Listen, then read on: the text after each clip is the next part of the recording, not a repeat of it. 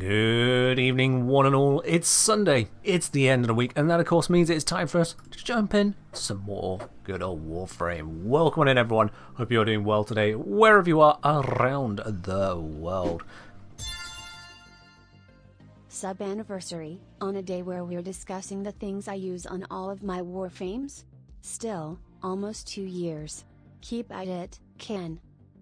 Radio, thank you very much for resubscribing there at tier 3. 23 months, as you say there. Absolutely. Still almost 2 years. Cheers indeed for continuing your support here. Absolutely appreciate that. Forever. Or at least for as long as you have been. The Trinity supporter. Cheers indeed.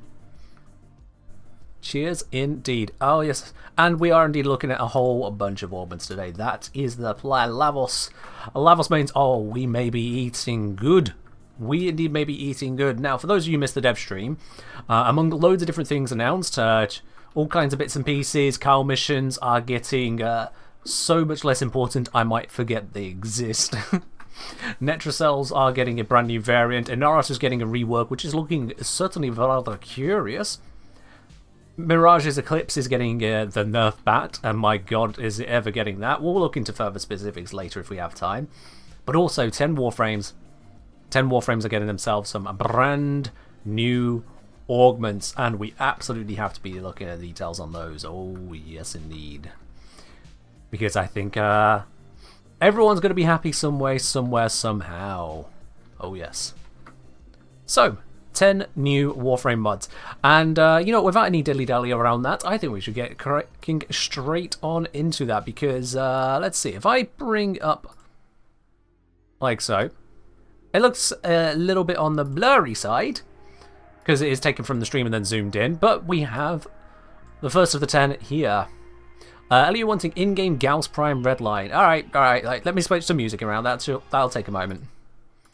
That'll actually take a moment, because I'll need to get hold of it. One second, yeah. If we go to Prime Resurgence. Yeah, let's grab hold of that, shall we? From memory to reality, quick as a bow shot. Let's grab this.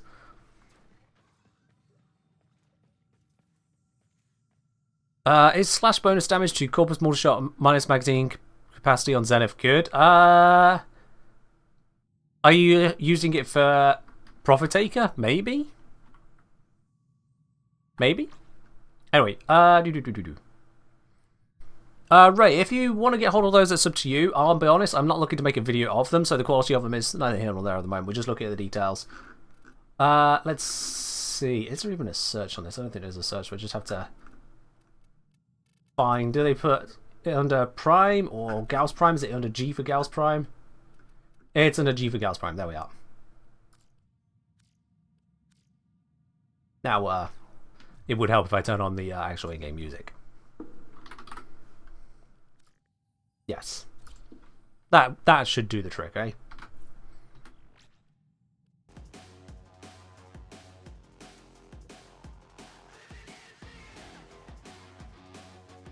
Yep, looping shuffle, starting on the Gauss one. Why not? There you go. How's that for you? So, as I was saying then, we have got 10 different augments. I've got all the different bits and pieces saved here, so we can step through them all and see what they're all capable of. Thank you, Ray. Got your message, yeah. Now the first of these, the Axios Javelineers.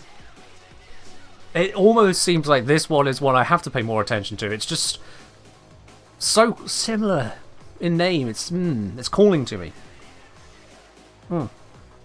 Axios Javelin Augment. A pair of Stynex Spectres spawn to throw javelins, creative vortices on impact. Yeah, should it be vortices rather than vortexes? Now I think about it. That's tiny. Impale an enemy to increase vortex duration by 5 seconds. So, Axios Javelin itself is curious in its own way. If we grab Stynax, and it's just mean we're going to load this to music. Just gonna have to acknowledge that. We can come back to it once we're back in the Arbiter. You are a true hunter. Where would the sanctuary be without you? So this is a curious one. Multicast of extra steps? Kind of. There's more to it than that. If I'm reading this correctly, this is actually more than just mere multi-shots. More than multi-shots. So let's get ourselves a corrupted heavy gunner. That's perfect. If we start there, if I throw to the side of this corrupted heavy gunner, I miss, the ability is wasted. That's all you get. Nothing happens. Even if I aim close to them. Okay, close enough that was a hit, actually, that counts. I'm gonna go get some more enemies. I'm gonna need more of you. There we are. So yeah, if you miss, you just don't get. Like that. Right between the two of them, no hit on either side. But if you hit, then you get that suction pulling in a whole group of them. And you saw how far that was reaching with whatever my default build is. I hit the one on the far end, and the opposite end was dragged all the way in. So that is a pretty darn good range, right? That is a pretty good effect on that. What range do I have on this setup? That's with only 160% range. So with that in mind, it then says, a pair of Silent Spectres spawn to throw javelins, creating vortices on impact. Not hit an enemy, just on impact. Impale an enemy to increase vortex duration by 5 seconds. So that reads to me like the alternative, the Spectres, their ones just create the vortex as a result of existing. Which means that you would get this intense vortex no matter what, and if you hit an enemy, the vortex lasts longer. I might be misreading it, but that's how it reads to me, and in which case that is actually quite the increase. That's like airburst with more range? Yeah, it's very similar to airburst, yeah. That is very similar to airburst, so it's still rewarding you for accuracy, but giving you something for inaccuracy. You still see post-nerf Nourish being in that slot? Maybe. Maybe Simfire. If you're wanting more of the energy, if you want to focus on a final stand focus, certainly with this final stand augment, which gives you the overguard, you can absolutely go that road. But this gives you a lot more option in terms of the crowd control, and because you would be a more reliable grouping, you don't have to aim as much to get the grouping in, then you're more able to use the Tharos Strike, more reliably use Tharos Strike, to entirely defend strip a group in the process as well. So Nourish over his 4. I mean, if you don't want to use his 4, yeah, they're entirely different builds, really. 4 is much more damage focus, whereas 1 is much more control focus. So that's the determination. Do you want the damage and tank, or do you want the control? Control and grouping, damage, tank. It doesn't specify range. What if Vortex is commonly large and or scales power range? So I would imagine, it doesn't say on the augment, these are these details that he skips in augments, but I'd imagine the Vortex is going to be the same as with Steinex's base ability. Why wouldn't it be? It may be lower, it may be higher. We are predicting into the future. It could be 2 half-range vortices. We don't know. This is one of those details as to why I don't cover things in videos until they're actually in the game. I know that Strange Enough said on streams something to the effect of, I think it was either Reb or Megan, said something to the effect of, yeah, because we're showing you these now, isn't it great for content creators because you get to talk about it now and then talk about it again when it's released? Not quite. Because I wouldn't want to do a video. Also, I'm going to turn on the background music whilst we're in here. No, well.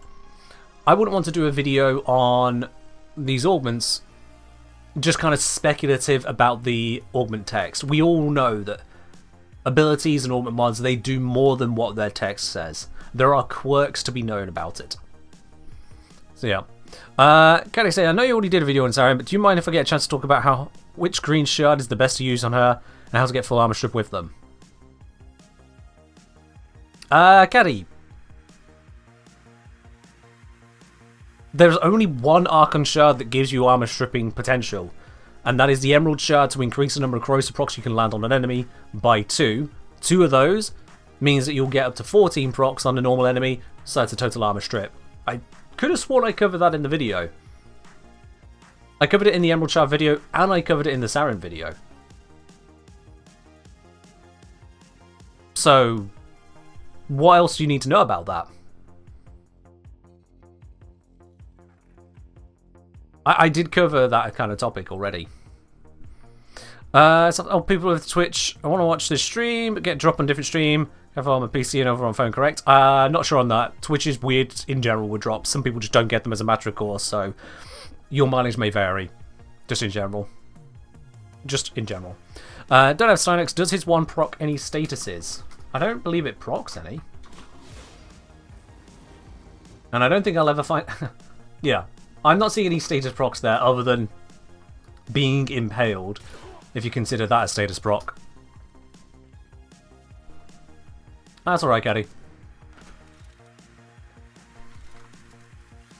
So yeah, you kebab an enemy, very much so. You impale an enemy, but there is no status proc shown on them, as it were, no. Understand proc slash? Yeah. Different ability for that one. Rab saying, as a side note, there's no need to use Tau Forged Emerald Shards for Corrosive Armor Strip. 2 gets you there. 2 regulars gets you there, so 1 Tau Forged doesn't go the full way. You could use the Tau Forged for 98% armor strip, which is, in a lot of cases, sufficient. 98% is going to be sufficient in a huge number of scenarios. Like to take, for example, the highest armor thing, or near enough highest armor thing we can spawn here. Exo, Gokstad, Officer, Steel Path variant. At level 195, I ain't got the extra rank for 200. Hell, let's look at it 200. Let's look at it 200. So if I go the Exo Gokstad Officer page on the wiki. Exo Gokstad Officer at level 200 Steel Path variant, which you can't even get on Steel Path, they're only Railjack. But if you had something with that ridiculous amount of armor, it would have 21,631 armor. Multiply that by 0.02, it would only have 432 armor left. Now don't get me wrong, 432 armor, 432.62, 432 armor isn't nothing. That's still going to have a damage reduction of 59%. So the extra proc would effectively increase your damage 2.5 times over. That is substantial. But if you're at the point where that extra 2.5 multiplier would make the difference, then you're already in a pretty hefty situation. You might want to consider some other full strips anyway as well. So it's not to say that the Tau Forge does nothing. On a very, very difficult enemy there, an Exo Gokstad Officer dialed all the way up to level 200 Steel Path would give you 432 armor remaining, and that's with base armor 1000. If we consider something like a Elite Lancer, they have a base armor 5 times lower. So with that number of procs on, at level 200 Steel Path, they would have just over 80 armor remaining. 80 armor remaining. I don't think any Warframe has as low as 80 armor.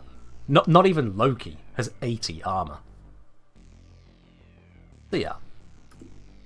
A single Tau Forged Shard actually does do most of what you need. Most of it. It's just if you can put the 2 basics on there, then there's no point having a Tau Forged. You're absolutely right. Well, with the exception of things like Acolytes or other corrosive resistant enemies, there would be no need. Yeah. Anyway, so Axis Javelin is. This one is all going to be down to the details to know how many Spectres... sorry, not just how many Spectres. How effective those Spectres are going to be. How far apart their throws are going to be. Or how aimed in. And how big a vortex does it create if it's a vortex on miss. Valkyrie didn't have 80? Why would Valkyrie, one of the most heavily armoured Warframes in the game, have the least amount of armour in the game? Racing Banshee originally had 25? Yeah, I'm not talking about originals. I'm specifically talking about now. So, thanks for the trivia, but also, yeah.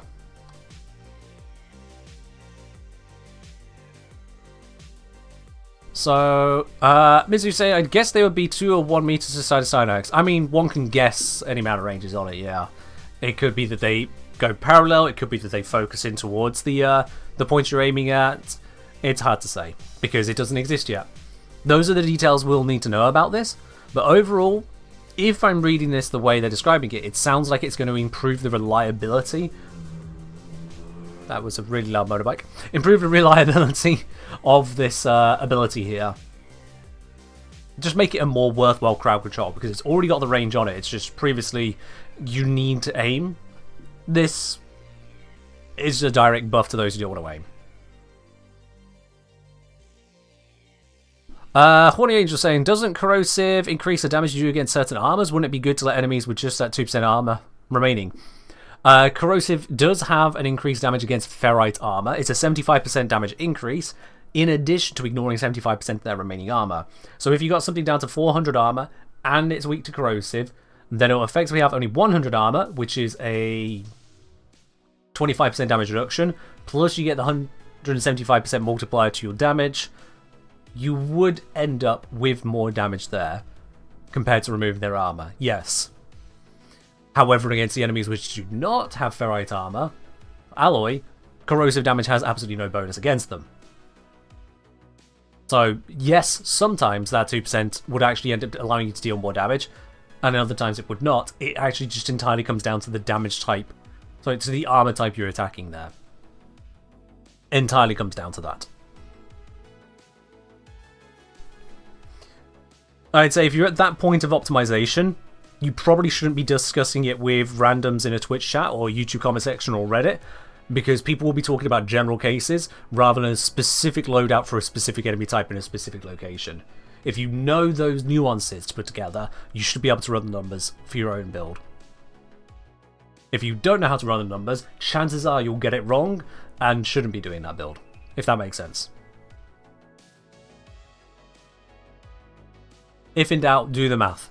If you can't do the math, it's probably not going to do what you want it to do. So if I say another thing about the Axios Javelin is, I wonder if D is going to allow it to scale on the number of spectres or not. As worded, I'd assume no. Because that's not a number, that's a pair rather than 2, I would assume no. I would assume no, because to have something non-numerical scale numerically is weird. That would be weird. I can see the duration increasing. Range is already part of the ability. Strength is going to be the damage on Axios Javelin. I would not imagine that strength, range, or duration would affect the number of spectres at all. That would be very, very weird to put in. Which means they're probably going to do it. Right, but that's Axios Javelin is, and I feel like there's not otherwise a lot to talk about on this augment. It's not a subsumable ability. It only applies to Cynax. It only applies to Cynax's first ability of crowd control, which a lot of people already don't use, so it makes it more interesting, more reliable, but that's probably about the limit of it. From Zom, hey Ken, I'm doing yard work for grandparents, likely won't be around. An Azure augment though, yeah. We're getting to it. We're getting to it, Zom. Right. Next one up, damage decoy, decoy augment. Enemies who attack the decoy receive, and apparently it's meant to be 3 random status effects, and reflected damage increased by 350%. First of all, Caddy777, thank you very much for gifting a sub there over to Dara FX. Dara, if you're around, make sure you give Caddy a thanks for that. Caddy, cheers the gift over to the channel here. Oh. Thank you very much. Alright. And hydrate as well from Predator. Cheers, Predator. I have had so much tea today, it's unreal. Absolutely unreal. So yeah, 300 random status effects would be ridiculous when you consider the amounts of times enemies can hit a decoy. Decoy is being buffed, we know this is going to make it where decoy will scale from the health of existing enemies. On the stream, it looked like they cast it onto an enemy, which, unless I missed something, that's not what decoy does. Unless I missed something really important. Oh, that's... Okay, is it on my Mesa build? Nope. Okay, I'll just... I put a decoy somewhere, but, you know, I'll just switch around and still... Scampog! Ah, yes, the build that got broken because it was a bug, and D went, yeah, no bug allowed. Let me wipe out this build, because it no longer applies. Goodbye, history. Let's go take Raw off of here.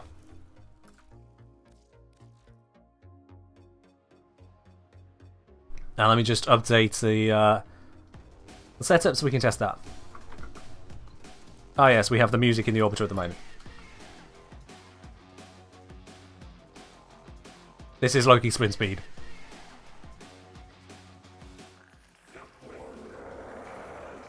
Simfi saying the augment is specifically changing how decoy works, turning the target into a decoy. See, the augment doesn't say it does that. And I don't remember them saying anything on the dev stream specific to that. It just kind of happened. I needed to remove the raw. There we go. Because they're already increasing the power of decoy by making it scale with the health of the enemies in the mission. Is that scale with health by targeting an enemy? They weren't clear on that, unless I missed something in the dev stream I watched. Because otherwise, how do they mean it scales from the health of the enemies? Would cry out in thanks. Yeah, we can joke about D having inconsistency until the cows come home, as it were, but that doesn't give us an answer. When someone says something outright, I would like them to verify that with something more than, yeah, of course it's going to be that way. Kelly saying, they said they reworked that. Your sentence there is 60% pronoun. Or at least near enough. I don't know if that's specifically pronouns with that. It might just be 40% now I think about my English terminology, because it all gets a bit weird. But you've managed to refer to something did something. You're not giving me a lot of detail in that message there, my dude. Just a guy. Cheers. Maybe it copies the hit points of targeted enemy? That would sound like a possibility, given how they demonstrated it on screen, but it's like, they didn't actually say anything about that.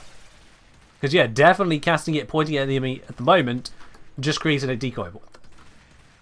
I know it's because he's holding his gun, but my god, that just makes him look so tiny! Good god! Alright, anyway. What's the subject of today's research? I don't know. I'll probably put something like that in a stream title. That might help. I wonder if someone did that. Can I say, sorry, during the stream right after, they were talking about the Inaros rework they talked about. There was a stream right after? And they did a small rework on Loki, and one of the dev is a Loki main. He would be happy about the... Okay. This is one sentence. Sorry, during the stream right after, they were talking about the Inaros rework they talked about. They did a small rework on Loki, and one of the dev is a Loki main, and he would be happy about the change. Caddy. Hey, Caddy.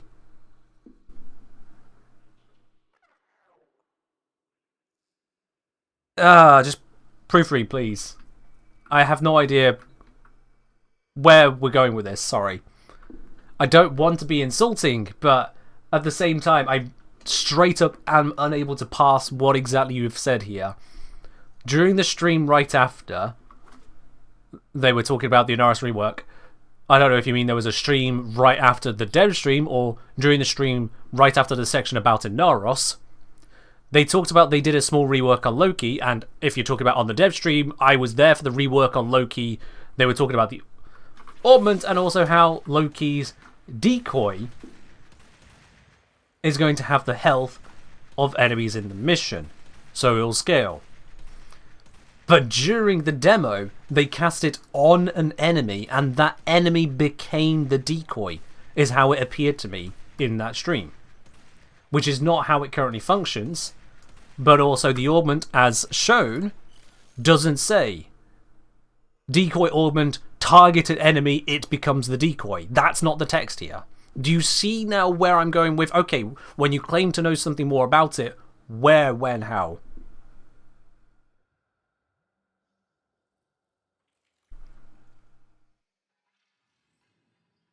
Yeah.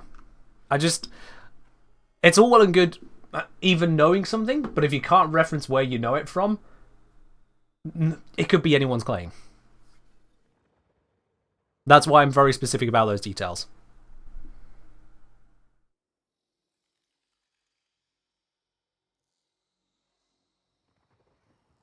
That's where we're at on that one. Anyway, as for decoy itself, enemies who attack the decoy receive 3 random status effects, and the reflected damage is increased by 300%. Oh, long message from Ray. Pablo stated on the dev stream that decoy, as a base change, will scale with the number of enemies around the decoy when the decoy spawns, scaling from power strength. They did not. Okay, that's what he said?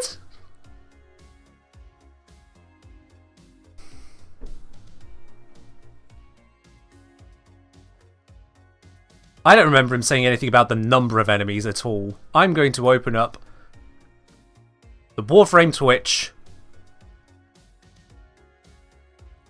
and just have a look at it. Ductile say, I've heard people say that they think augments should be passive ability without needing the mod. What's your opinion on that?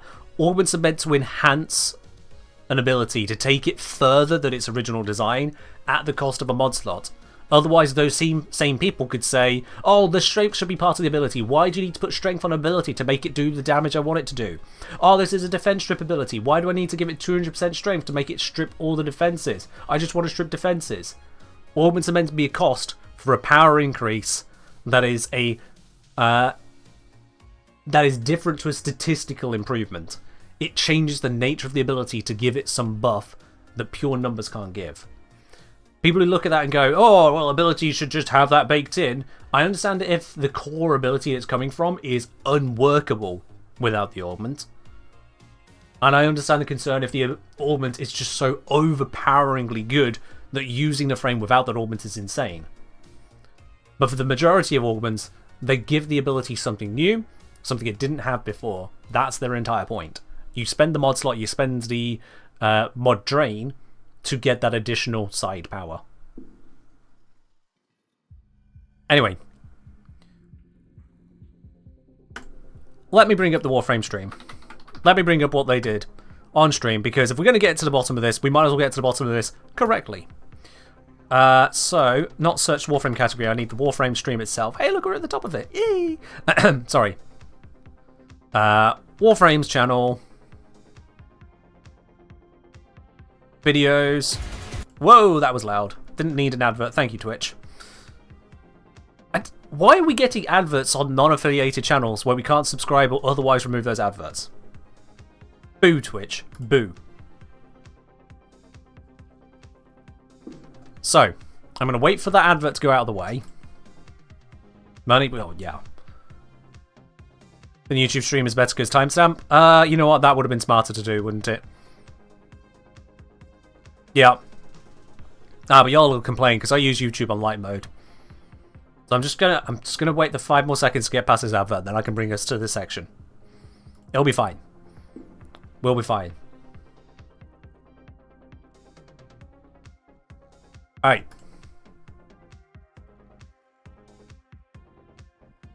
So, if I just get rid of the chat, no one needs that chat. Hua!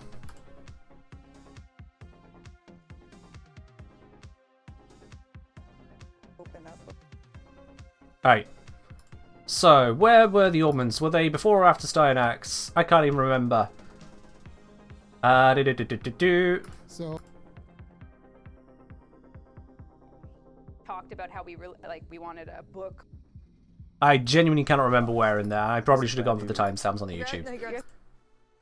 I'll be honest, I forgot that they were doing... So it's basically the whirlwind, but you can I forgot that they streamed on YouTube. Sandcat. Excited about that one. Here we go. Okay. Neja's Divine Spears getting an augment, Baruch's Eludes getting an augment, and Chroma's. So, let's see. Let's do like 3/4. Yeah, we're on the augment, so I just need Twitch to not be so slow at loading. We passive. around. So Also mention these because these will always be. Yeah. we're still balancing. We haven't gone through our tester phase for this, so you know. But this is actually a very considerate thing we're doing. Everyone can make their content with these as the basis, and then when we actually release them, you can make the videos again with the actual data. No, that's not helpful. Reb, no. Where you can never stop making Not helpful. because these will always be changing. I'm not going to cover the augments on a video, a full candid video, just to go, oh, by the way, everything I said was wrong. 9,000. Now she's your pal. Not going to do that. So, this is where they showed off the Marlena one. Statuses. Alright. Rooted you in place. So we changed, I think, 2 of them now. They don't root you in place, and that's just a general change. And now the Loki augment, which Which know is people- not 300 statuses. Not 300 status. Not 300. Look at that Loki. Yeah, so you put decoy on an enemy, and then when everyone attacks them, basically they start getting hit with different statuses. It's pretty Okay. fun to see, like, Put on the enemy, gaming- hit with different Bullying, it is statuses. so Bullying. sad. It is bullying. Every time I do it, I'm like, you are my victim. You are my decoy. That is so good. It also has Alright. a bit of, why are you hitting yourself? Literally. We did do a change to Loki in general. This is not related to the augment. The decoy now scales based on the health of the enemies around it when you spawn it. So that Okay. again is not the augment, that's just default Loki. So So, when you use Loki's decoy without the augment, it will scale its health based on the health of the enemies around it. That's what he said. Scales based on the health of the enemies around it.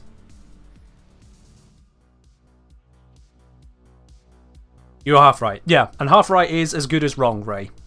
Because when we are making claims, we need to be right. Certainly when we have something we can refer to. But it's fine. The main thing there is that we have the actual information to go back to, and we'll find out later, most likely, that some detail said on this stream wasn't even correct then. Why beat around the bush, just make decoy duration? Honestly, not sure. It's a design choice they've gone for. The way they introduced the augment is that they said, here is Loki's augment, you target an enemy, and then when others attack that enemy, they get multiple status effects as a result. They follow on to say there is a separate Loki decoy change. It'll spawn with the health of enemies, spawn with health based on the enemies around it, which would suggest they're not targeting one specific enemy with it. So that does seem like 2 very separate interactions there. Normal decoy, not an enemy. Not cast on enemy. Decoy augment, cast on enemy. Taking that enemy out of the fight, no less. why are you going now scales based? Yeah, so We did do a change to Loki in general. This he is targets not the related enemy, to the augment. and it overrides the decoy enemy. Now scales based on. Yeah, it straight up overrides the enemy. It's not going to deal... It doesn't look like it's dealing a lot of damage. That might need verifying. Even then, enemy-to-enemy damage is shit. So, yeah. But that is going to be decoy cast on enemy with the augment. That's as far as we can see here. Merlin the Angel saying, of course, we still don't know what exactly he meant. The total health of nearby enemies, average health, highest health. Yep, we don't know. We don't know. And it's again weird on that side. It might be that it takes the total health of all nearby enemies to get one super one if you've got loads of nearby enemies, and a weaker one if there's only one nearby. It's hard to say. It is hard to say. Orman did say reflected damage increased by 350%. Fair point. That's still not a lot. As given by the fact that people don't use Nyx's mind control everywhere. It's still not a lot. Because for those of you unaware as to Nyx, understandable if so, I've got rid of the mind control on the one here. Here we are, mind control. Nyx invades the psyche of a target, confusing enemies and makes them fight for the Tenno cores. Targets then fired upon by Nyx receive a damage multiplier. So you can actually go well beyond just 350% as a matter of course with the base ability. Even with Mind Freak, you can increase that base value by 500% multiplied by strength. So on this setup here, that would be a 925% damage increase, and this still is barely used as an ability. Despite the fact that you could target an Xmas unit and have said Xmas unit have this 925% damage buff, plus more that you can enhance onto it, and it still just doesn't really do much. If I target one here, will it start shooting the others? Or is your AI still going to be unavailable? AI is still going to be unavailable. Well, that's unfortunate. Oh, wait. It's teleporting to me, yeah. So I kill these, unpause the AI, but give me friendly fire. Not friendly fire, invincibility. I control you. Ramp up the damage on it. It's got 794% damage buff. Let's see how much it does here. Well, first it gets knocked over and absolutely nailed for a bit. Well, she's doing a lot so far. And by a lot, I mean not a lot. Maybe this is an unfair demonstration, because these are really high armor units. Let's just turn off that. Let's get, say, some Corpus Techs. No armor, decently strong units. Get you on my side. Power you up. 806%. Let's see what he does. Oh, he switched target. No, he switched target again. Cool, just let the others regenerate their shields, why don't you? He keeps switching target. Switching target. Has yet to actually... There we are, he's broke the shields of one target. Its shields are back up. He kills the drone. Like, for a mirror matchup plus 800% damage, I'm not exactly that impressed right now. Come on, mate. Come on, you can kill one of them, surely, before the ability runs out. There we go, he's got one kill.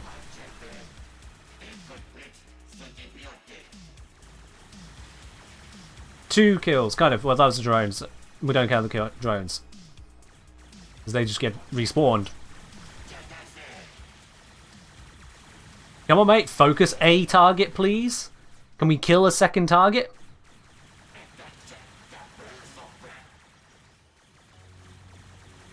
Still not killed a second target yet. He keeps on letting them recover. Now they're punching. Oh, we might have this. We might have this. Nope, he needed to reload. And now he switched targets.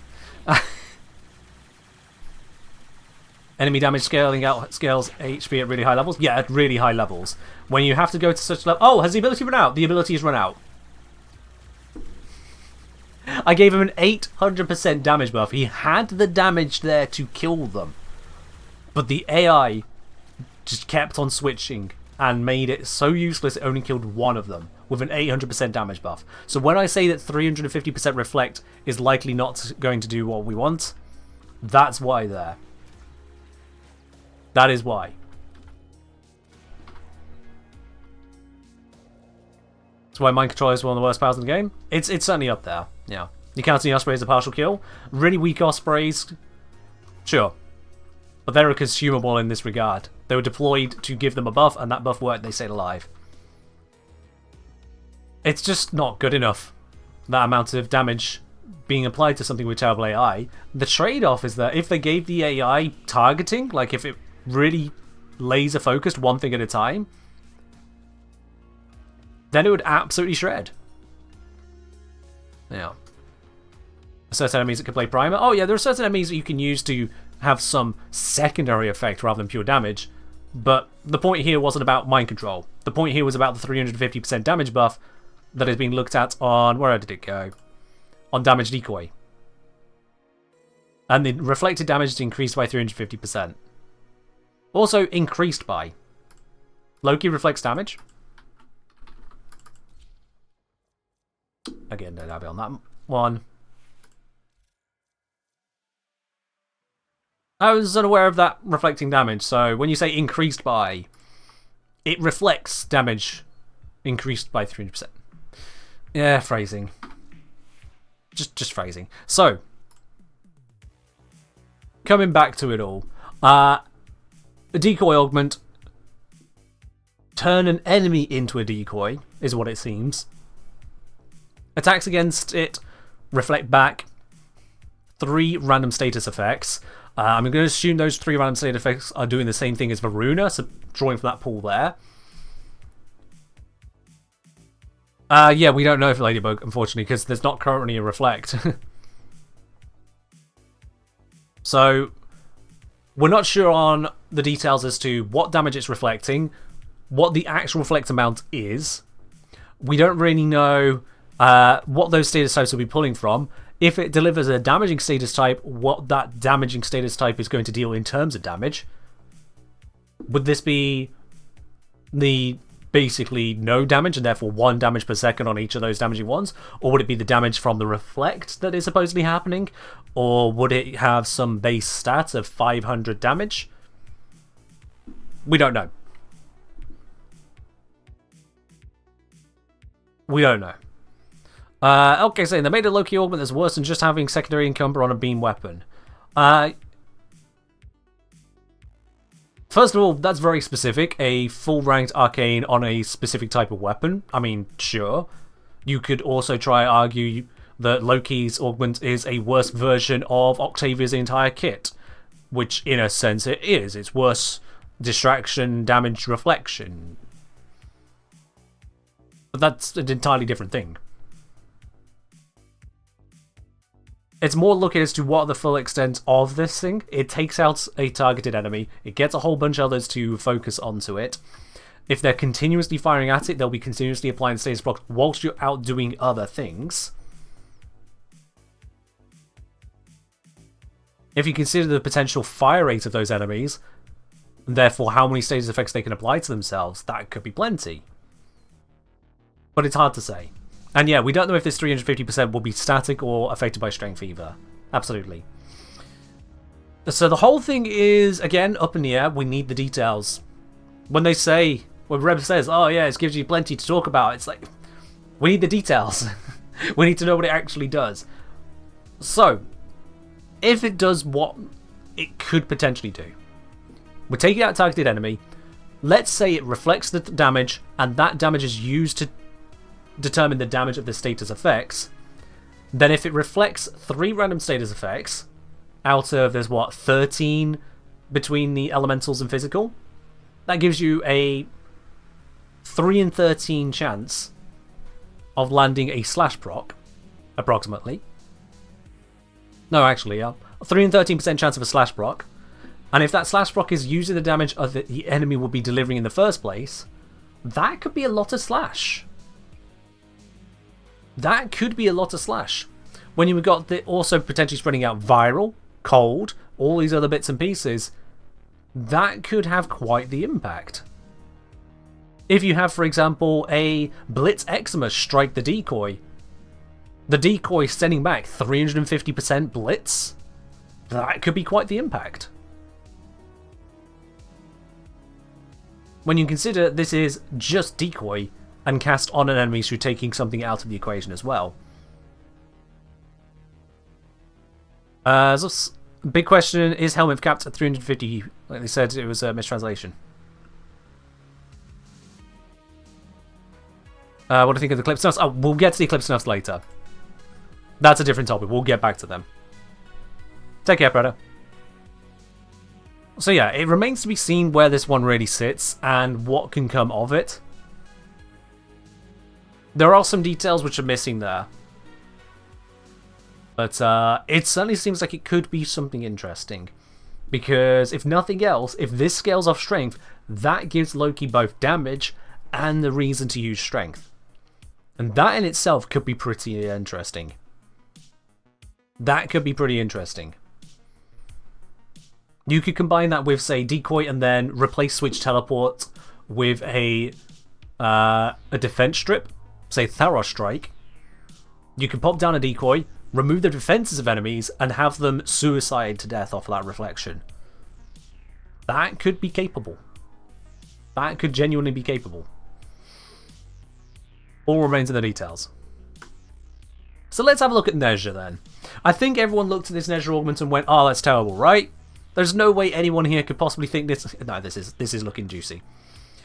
This one is looking nice. So Divine Spear's augment. When a speared enemy suffers from a status effect, the status effect spreads to all speared enemies. Spear explosions apply 10 times status damage.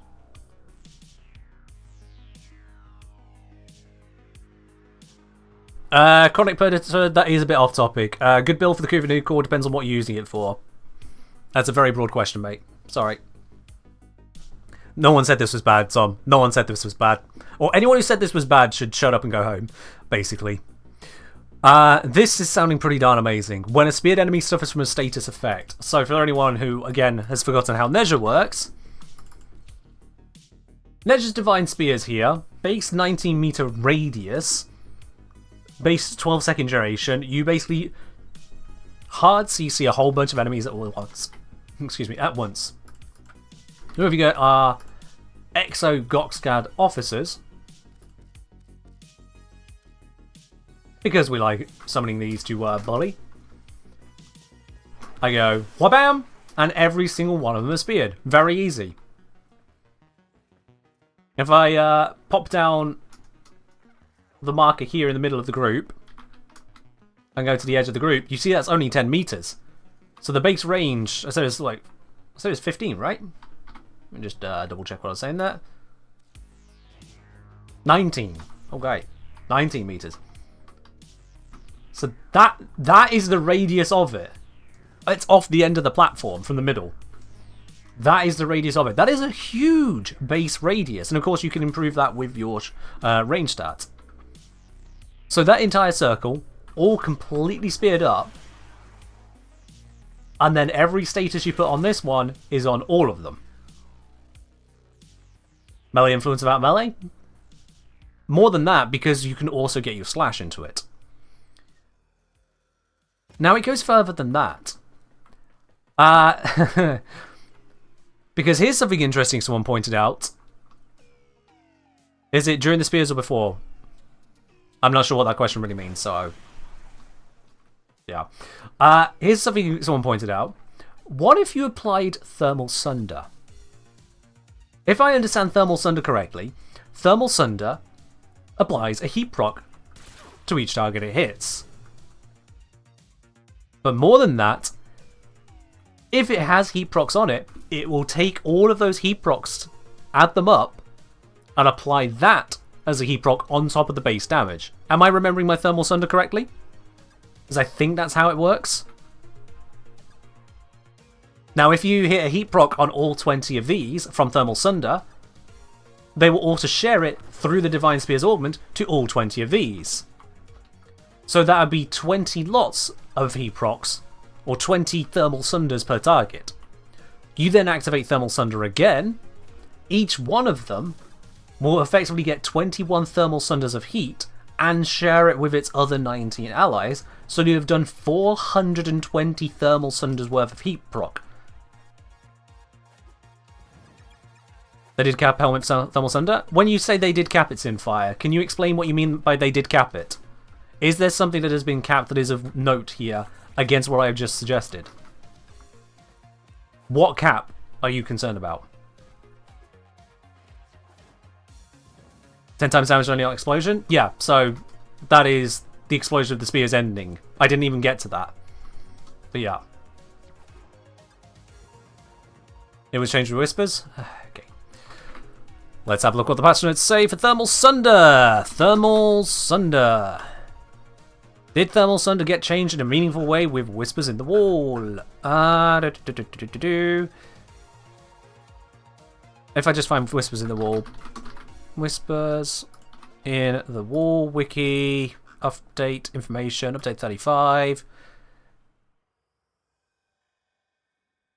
And then Control F, Thermal Sunder. Control F, nothing, Thermal Sunder. Well, that was great. Control F got nothing on that patch note.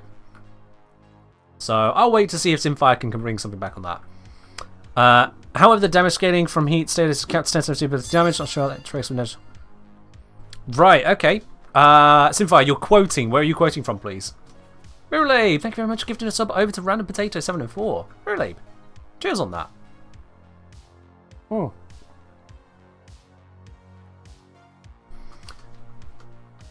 Raffle Advance 4/, yeah.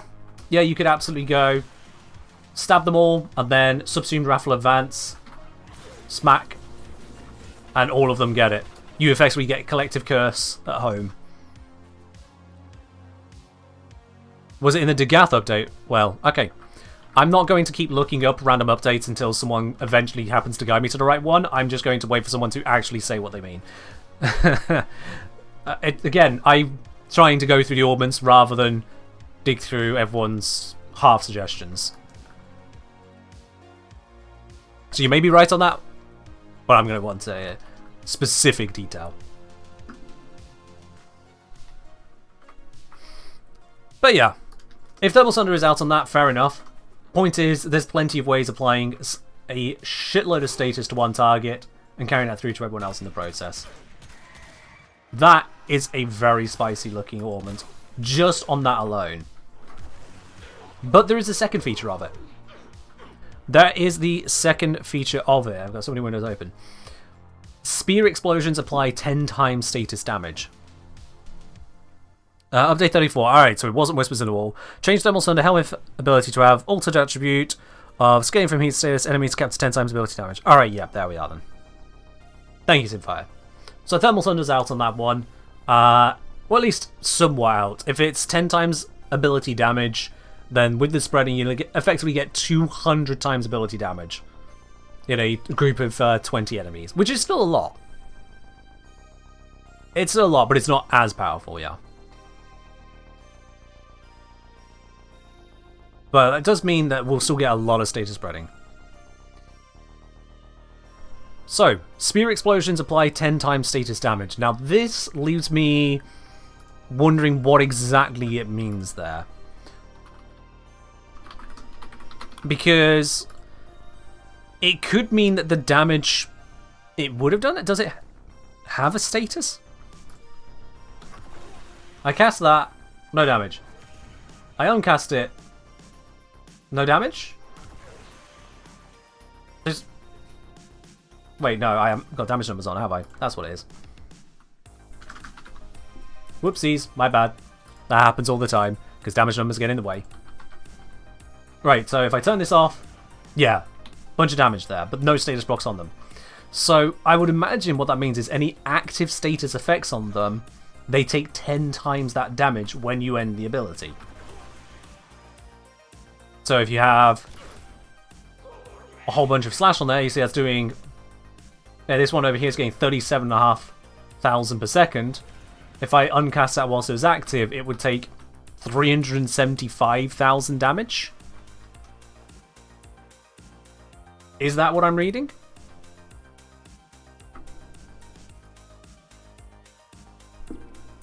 Similar to Expedite Suffering? Similar to, in that it takes status effects and uses that to calculate damage, sure. Yeah. Similar to. Spear explosions apply 10 times status damage. That's what it sounds to me, that it takes the tick and goes pop.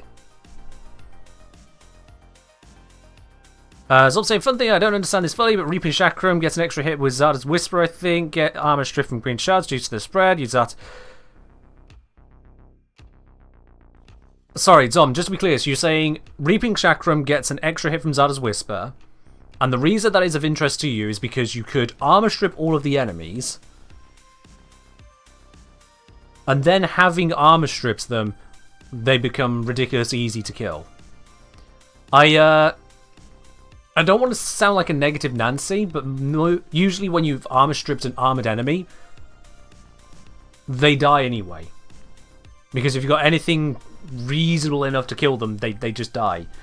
So as much as you're going for the armor strip Chakram combo, you could also go for the armor strip, hey, I slash procced one of you, or heat procced one of you, or toxin procced one of you, or electric procced one of you, or gas procced one of you.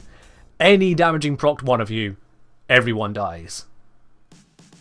I mean, you can do the combo, but it just doesn't feel like there's much need after you've completely removed their armor already. And for unarmored targets, the armor section of your entire suggestion doesn't exist. Mike Anderson is saying, but does it add up the remaining time to apply the damage or just a single tick? Mike, I refer you to what it says on the mod here. Spear explosions apply 10 times status damage. The reason I'm referring you to that is because you and I are reading the same mod that isn't in the game yet. We don't know. We just don't know. The information isn't there, and they didn't talk about this mod on the stream at all. They only really talked about the Merlina and Loki ones. The rest was just kind of, hey, have a look at these. We don't know. It could be that it adds up all of the status damage and then delivers it 10 times as part of the Spear Explosion. From a logic standpoint, that sounds weird, because that would be removing the status as well, which may not be an optimal choice. So, what do I think about Lavos 1? We'll get there. We'll get there. And if I've already got to an Augment, then you'll have to rewind the stream. Because of how oddly convoluted that would be, and I don't put it past D to make convoluted, but because of how oddly convoluted that would be, I imagine this is when the ability uncasts and does that drop damage, all the enemies will take damage equal to 10 times the status damage they are currently suffering.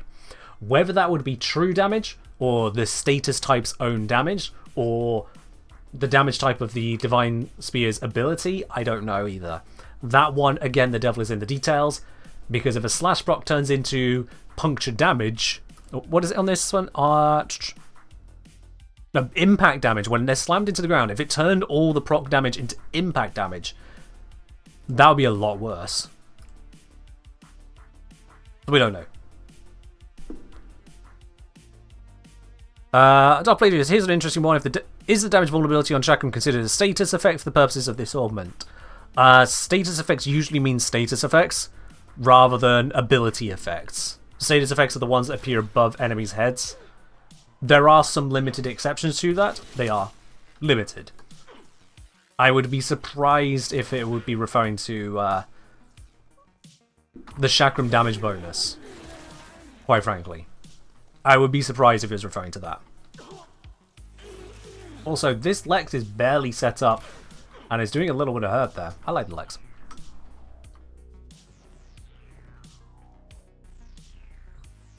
Does lifted count? Here. I've got a very quick thing I can open up. Let me just get rid of something here real quick here. Right.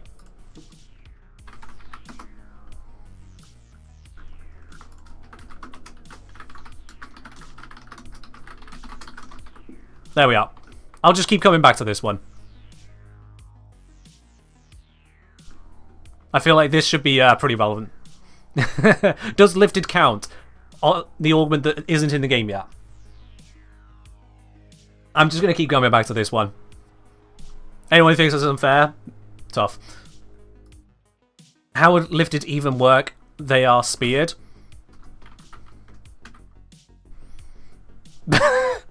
Sure. Moving on. What is the meaning of life, Snake Raider? To experience the world around you. There we are. On to Baruk. Elusive Retribution. Elude Augment. Every attack Baruk eludes increases melee attack speed and melee critical damage by 5% up to 30%. Stacks last for 4 seconds. I gotta be quite honest with you. I've looked at this one, and even since I originally looked at it, I can't see a reason to want to use it. This one, unlike many augments, does not enhance the ability with something that changes how it functions. Instead, it seems to just offer a stat boost, and that stat boost is 30%?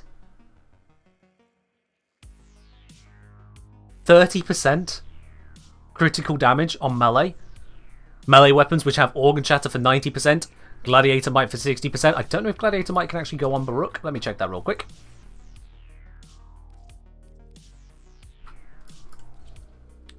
Can Gladiator Might go on here? Yes, there it is. So yeah, you can get 150% as standard. So even if this was based on strength, at 500% strength, you've just matched what you've got on 2 mods. And there's Archon Shards as well, yeah. And because it's percentage, we know that's also not going to be a final crit damage bonus, because final crit damage is a multiplier, not a percent. So that doesn't seem a lot. And there's the attack speed as well, which, sure, that could be nice. You know what also gives attack speed? Subsuming Warcry. If you really want attack speed, you could just do that. So, that doesn't require you to evade attack successfully. It doesn't have a 4-second timer on it. Stacks last 4 seconds? You have to elude an attack every 4 seconds to maintain the entire stack. If they're joint stack. If they're independent stacks, you have to dodge 6 times every 4 seconds? Would it maybe be a stack decay? One would hope for such a short stack, but...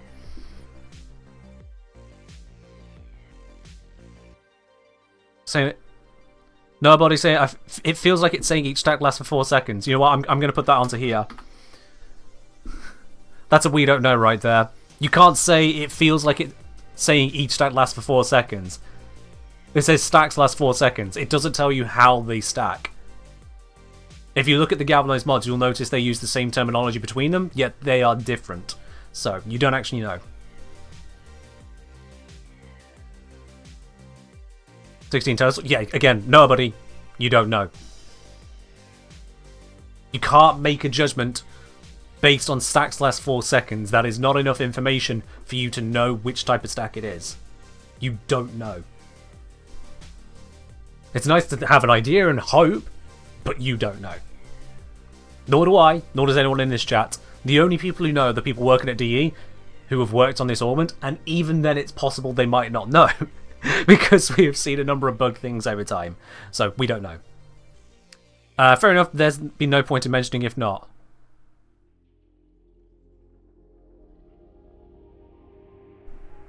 What?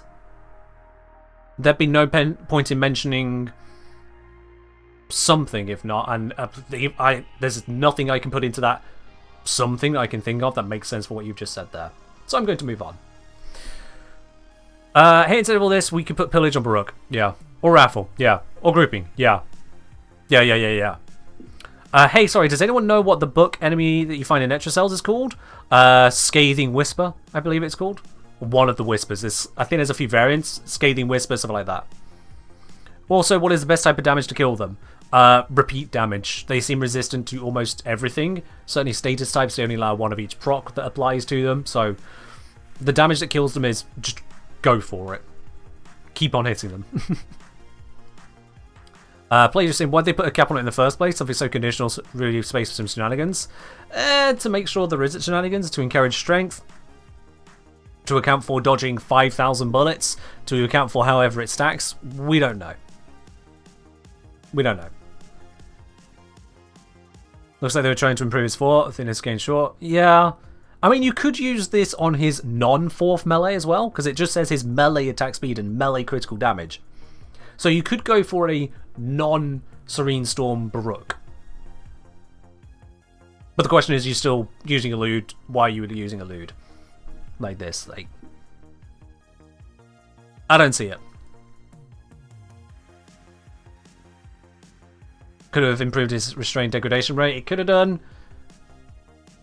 It could have done all kinds of things. It just didn't do any of that. So this augment, to me, the way it looks is I just cannot find a reason to care about it. Baruch setups really don't care for Elude. Especially as Elude shuts off if you're not attacking. Or at least temporarily. Temporarily, it's just not functioning if you're attacking. Which ain't that great. It's a drain ability, which if I recall also locks you out of energy regen over time effects. I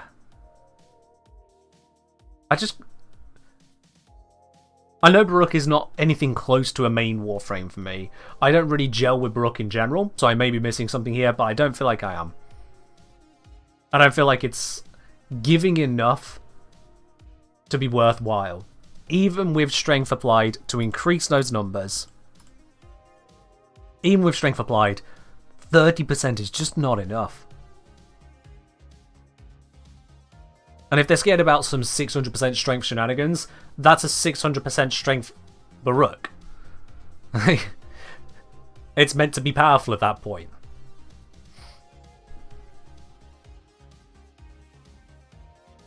So I'm saying the only things you might be missing make the augment look worse. Exactly, yeah. Yeah. And as I was saying, you also want low duration for lull spam, for lower restraint. Yeah, I think the idea is that the duration on this, either you're meant to be using elude more for your restraint gathering, or the stacks lasting 4 seconds wouldn't be tied to duration. That'd be wild. Hey, Idaku, welcome on in. It has been a while. But welcome in all the same. Alright, let's move on from Brook. It's too disappointing, so we'll just move on. Ray saying, just thought, what if Rick said the Grave Content Creators comment so that they could focus group their initial ideas?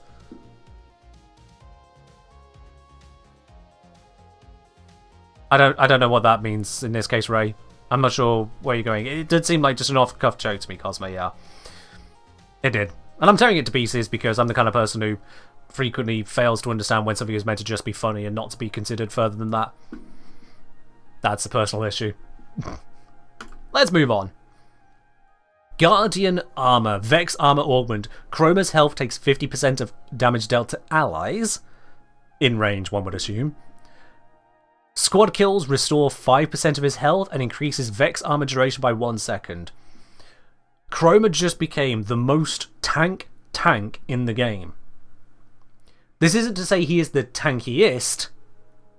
This is to say he has become the most tank. My distinction there is fiddling with the determination of tank. Tank as in hit point tank and taking damage versus tank as in getting the enemies to focus on them or otherwise being the one who takes the damage. If Chroma's health takes 50% of the damage dealt to allies, is that taking it away from the damage they would have received? Effectively giving all allies a 50% damage reduction in exchange for him taking the damage instead. What were you saying? This is worthless all because Warframe's not even a team-based game? I mean, if allies also include your companion? That could be cool. That could be cool. Fighting his health. Good point, yeah. If that is true, that would bypass his shields. And go straight to giving you the damage buff. That's true. So, unlike many tanks in Warframe where, sure, you can be a tanky frame, but if the enemies want to shoot someone else, they just shoot someone else. This sounds like it might have a damage shunting, taking the damage that your allies would have received. At least half of it. They still take the other half. If that's what it means. But it could also mean that he just takes 50% damage in solidarity with them. He doesn't actually reduce the damage that his allies are taking. I say it says squad, so I don't think it would be allies. What? The damage redirection was showing to pair. This is a don't know case. It is, yeah.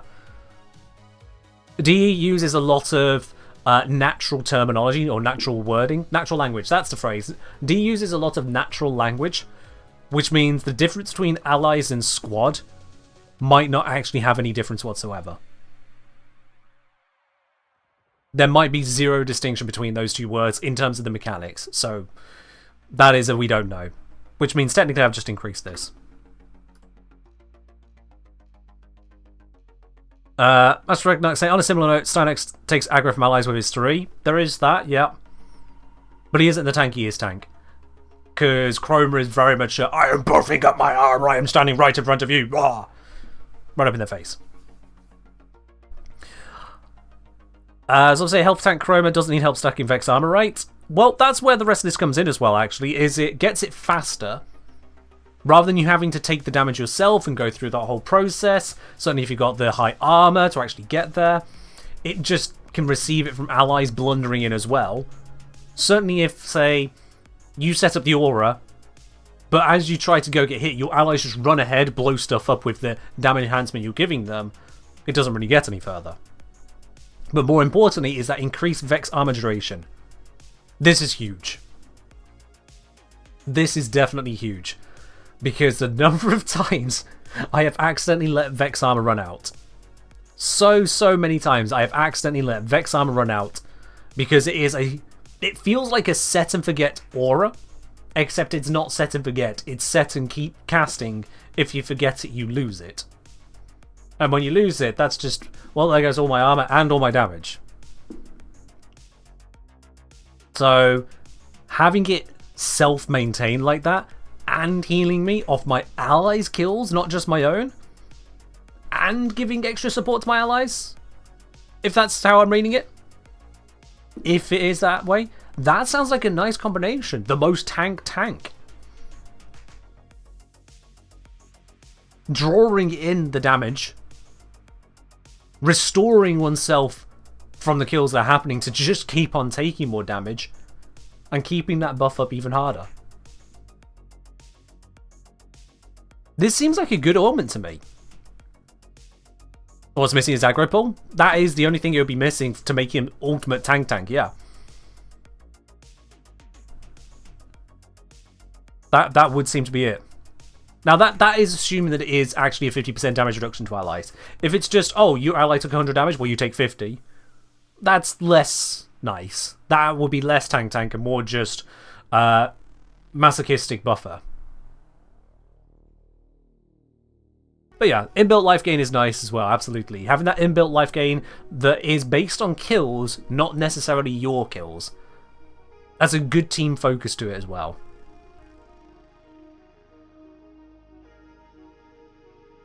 There's a lot of potential there. Master Regular said, I wonder if it'll be flat range or affinity range or something different. I would imagine it is the range of the ability. I would imagine. Because Chroma's Vex armor already has a range built into it. That radius, 80 meter base radius, increases with your range stat. I would imagine the augment would apply to that aura range. This could probably kill you? Oh yeah, it could probably kill you. If your ally in range with all of that armor buffer still takes... Yeah, if it's an Inaros in range. Oh no. Inaros in range. Not worrying about the health they have. They just go, come at me, Blitz Eximus, I got health for days. Why is my Chroma dead? Huh. That happens. Oops. If you teamed with a Rhino, good luck. Does Rhino take the damage? Does damage on Overguard count as taking the damage? Does that count? I can tell you the answer to that. We don't know. Oh dear, this is going to come up so many times.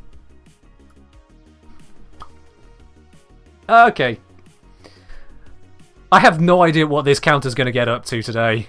Good God. I have no idea how high... Oh shit. Because I don't know how high it's going to go. That wasn't even intentional. Alright, let's move on to what we do know. The Chroma Augment is looking interesting. Once we figure out the further details, it could make him a tank. As opposed to tanky, it can make him a tank. And if not, still a masochistic buffer with a nice quality of life to those of us who are forgetful idiots. Like me. Yeah. Just add a 0 to the end of the count, leave it there. No, we're going to do this properly. On to Loyal Merlina. Okay. Okay. I'm going to open this up with... does this say anything about Euryale keeping the damage resistance from Merlina? Because it says... Euryale no longer rides Merlina. Instead, Merlina follows her and casts sea snares on nearby enemies 2-second cooldown. Do we get to keep the damage reduction? I would assume yes, because why would you take away 90% damage reduction? Why would you take that away? But we don't actually know. And that is concerning, because that feels like a very obvious thing to mention. If you showcase the augment active on stream and don't actually mention it, they say, look, you can use helmet abilities. Look, it casts sea snares for you. Look, you can move around normally. Look, you can use your primary and melee just like you wanted to normally. But like, if you've already got each of those, why not just mention, and you keep your damage reduction? Did they overlook this? Did they conspicuously not point it out so as not to make us all disappointed? We don't know. It's So we don't know if that 90% damage reduction remains there, and I will be very disappointed if this augment, this improvement is that there's supposed to be, takes that away. Yeah, it doesn't tell us anything on that zone because it's two separate functions. So, yeah. Umbrella is going to be... Oops, sorry. Umbrella is going to be fun experiment with the augment. Yeah. I don't like that we didn't get that answer there. The augment doesn't say you lose the damage reduction. And usually, I would assume that augment should mention what they change. And from a logical standpoint, taking away a defense like that would be ridiculous. Is Merlina Guardian a 1 augment or a Merlina augment? I think it's a 1 augment. It's gotta be a 1 augment. Gotta be. Merlina augment. No, it's a Merlina augment.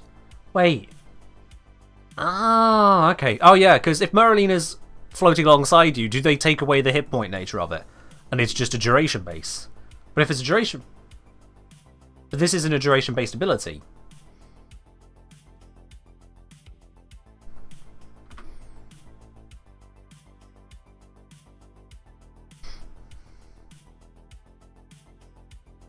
As hit points were shown on stream when active? Okay. Does that mean that we can't have these together? Or could we have both augments at the same time?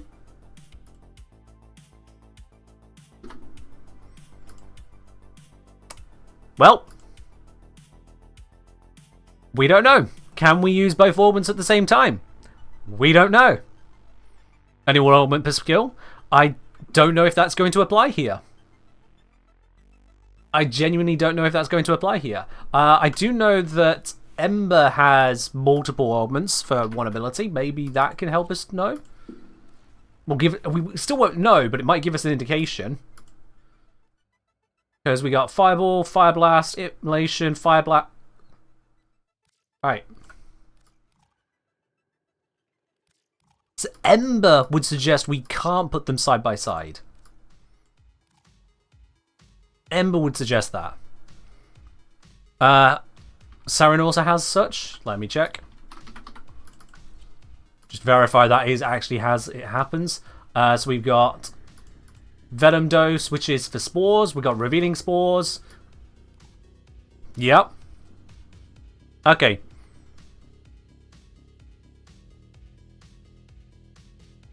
So there is a strong chance they can't be used together. Which is interesting then. So she's more than just Merlina. Not that you'd understand that from certain Redditors, but hey-o. So that would mean losing the healing of Merlina, 200% reload speed, 200% fire rate on secondary weapons.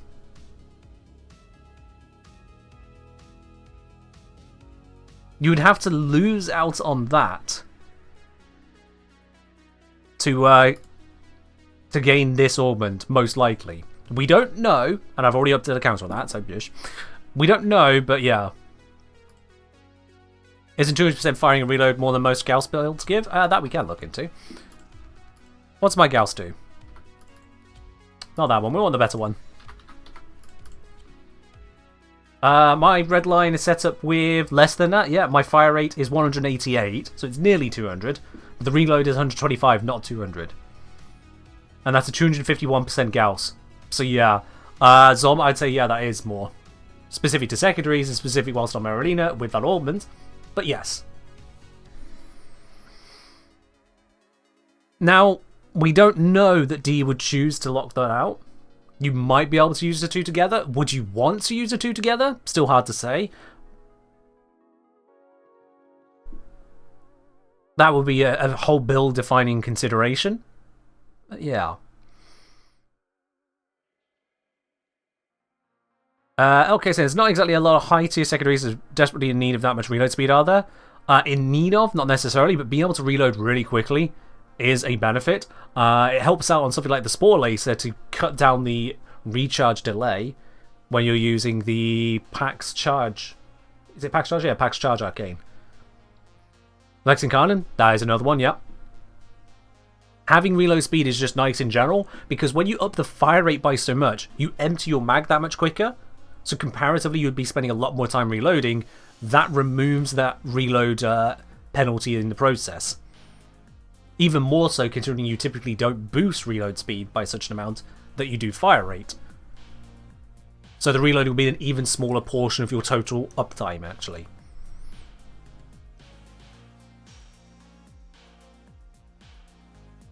So that is a general benefit there. But also it's a 200% fire rate.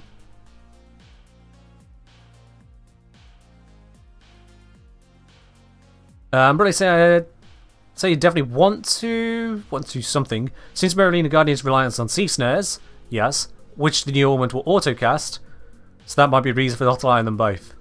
Maybe, yeah, maybe. Or maybe a reason to allow them because it's great synergy. We don't know. It's up to DE to decide on that side. We don't know. It's just the reality of it. We don't know. Extending that 200% fire rate and reload speed to other weapons could be amazing.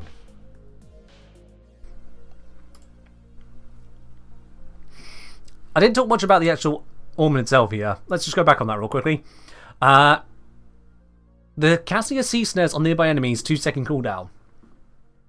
It depends on how sensible the AI is targeting with that, but 2 seconds cooldown on sea snares, so sea snares every 2 seconds. That sounds good. That genuinely sounds good. Because you're already here. Those sea snares, they have base range 30 meters, base duration 12, base damage vulnerability 200%. So, like, that can get a bunch out of it. That could be quite a bit. It sounds nice to me. Celebrating a full pot of tea, my favorite kind. Moon, thank you very much for the full pot of support on the channel here. 12 months of that subscription to tier 1 there. Moon, thank you very much for continuing it here. Celebrating full pot of tea, my favorite kind. Absolutely. I had to went out today in a different restaurant and ordered myself a pint of tea. I didn't know it came in pints. That was nice.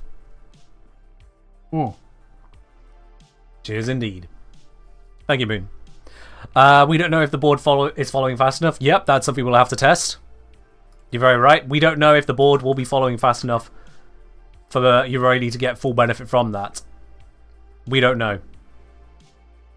Is Reeve Rev's Helminth? Yeah. Yeah, it is, yeah. You know Reeve and Sea Snare's insta-kills nearly anything? It insta-kills in itself? Not sure that quite sounds right. Some detail to be considered. Some detail to be considered there. There was a point someone just made. Doesn't Aquablade's augment require being on Merlina to launch for free as well? Yeah, so that's a point. If we have the Merlina augment to make it where you're not on Merlina, you just cast Merlina, would that still allow you to cast Aquablades for free whilst on Merlina? Whilst beside Merlina? Possibly. Possibly. Would they specifically code it to not allow that? It is a we don't know, but that is certainly something interesting to consider as well. That is something to consider. There is a lot of we don't knows here. How could I possibly make a video? How could I reasonably make a good Kenjnir video on these items without them being in the game? The answer is we can't. It's not a we don't know. There's no way I could put together a video on this like that. In this state. Because there's so many considerations and... Call anyone expecting the video stupid? Whoa, no, no, no, no. 10-minute video of you shrugging. Yeah, it would really be. It could do this, could do that, could do this, could do that, could do that, could not work with this, could work with this. Maybe they go together, maybe they don't. Could you get that one? Could you get that one? On to the next one. No. So, just not available. It would just be shrugging for 10 minutes, yeah. Which, the idea of that just doesn't work for me. Here's the comically massive range of things this means. Runtime 2 hours. I mean, we're not halfway through these orbits. We're at 1.5 hours into this stream, so actually it would be more than 2 hours, Devskiller. I suppose I wouldn't be referring to a chat constantly, but no, the VOD for this stream is that video. 801 seconds of video, 40 ads. What might do this? We don't know. Ad. Yeah, we don't know how this orbit is going to work, so let this advert for a random product be your inspiration. Could you divine from these strange messages being beamed onto your retina what the augment might do? Who knows? Not me. We'll move on from that one. The C says rapidly sounds nice. We've already upped the we don't know counter for will it be following you appropriately enough for that. We don't know. Parasitic Vitality. Parasitic Link Augment. Nidus and any ally he's bound to gain 4% max health per mutation stack during Parasitic Link. Normal mutations go up to 100, I want to say. So that would be 400% health. That's 4 vitalities. That's a lot of health. Inaris' best friend. Squirbo. That's where I was going to go next. This isn't just Inaris' best friend. Pablo also mentioned that with the Inaris rework, I forget which one of his abilities, but one of them is based on Inaris' health. The Inaris damage based on his health. Which means a 400% bonus to his health will be enhancing the damage that Inaris can do on top of the Link buffing the damage it does because of the strength. Now that's assuming he can stay linked up for it all, but I would figure he can do that. So Inaris could get a ridiculous benefit from this. The synergy potential is right there. As I'm saying, so here's the problem. Anytime you'd have this stacked, your passive would be ready to go, wouldn't it? Your passive?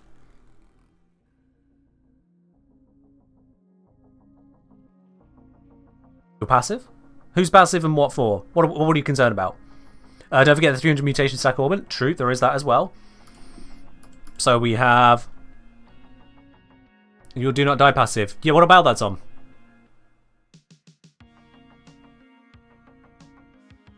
Just because Nidus wouldn't necessarily die, not losing stacks because you have more health is helpful, and also passing that health to others to prevent them from not dying is also helpful. Just because you have one survivability doesn't mean another one isn't good, if that's where you're going with that.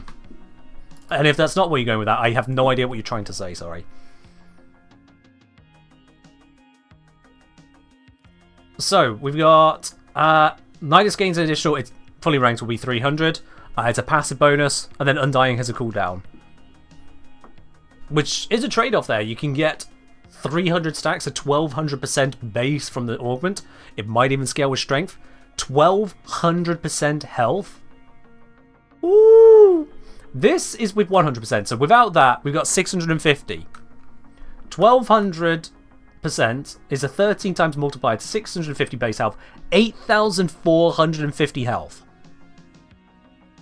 Woo! Woo! Woo! That's a lot. That is a lot.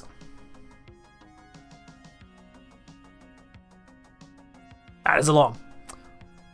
I think the argument is that you lose 6% max health every time you don't die. Yeah, so every time you spend the immortality, you'll be losing some health. And if you're relying on the immortality, then you got that there. Zom, you're saying it's that you're already immortal. But the thing is, sure, you are already immortal. If you're using the abundant mutation, you lose that immortality for 30 seconds. And you can instead have it where you don't have to rely on it as much because you have more health available to you. You have more opportunity to survive a hit to then focus on healing yourself back up. That's the whole combination there, is giving yourself more health tank. Because Nidus doesn't have a huge armor pool. That's not giant. And his health pool on just vitality isn't huge either. So as much as you can survive a lot of stuff, it's not like he's got a Lavos level tank or a Clever level tank, or a Corvex level tank. It's just that he also gains the ability to crowd control enemies, to link to reduce the incoming damage that way, and then to also just not die from his passive. So he stacks up a lot of things elsewhere, but ultimately he runs down. His stacks had armor? Sorry, what? When did I miss that detail? I've never heard of that. Nidus. Wiki. Am I being bamboozled here? Abilities. Passive. By Control F armor.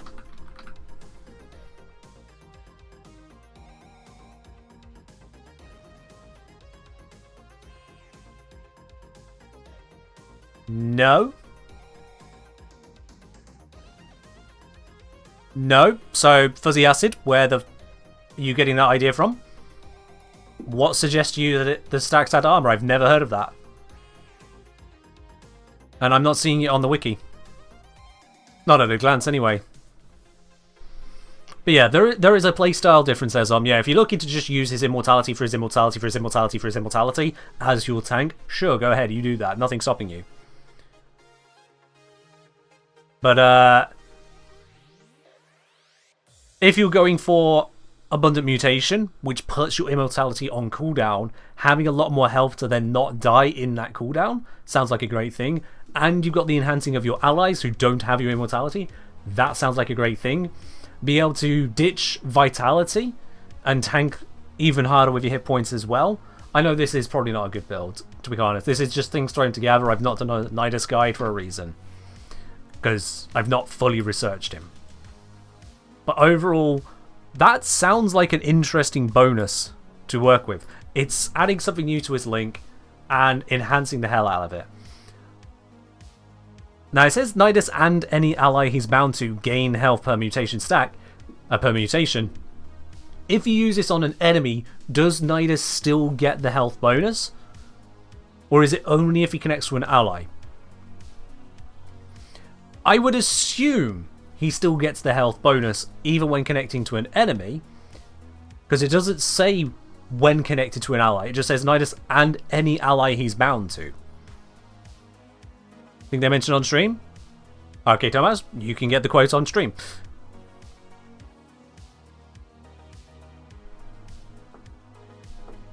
If it's not connected to an ally, that's pretty bad because that's his damage reduction. Yeah, so if it's only active when connected to an ally, it could be a trade-off there to make it where when you're connected to an ally, you don't actually have the damage reduction, if I recall. It's only when it's on an enemy.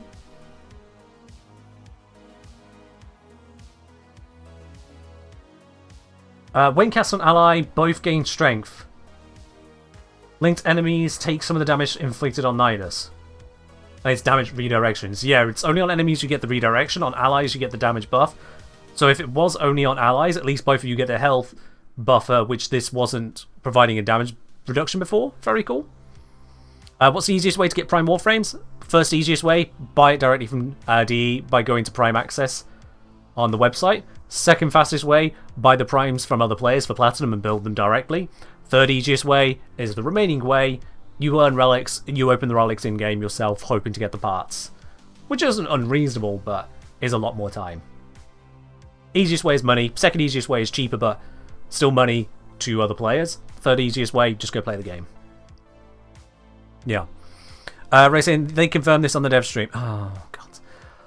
Sorry, I don't know what thing they've confirmed on the dev stream.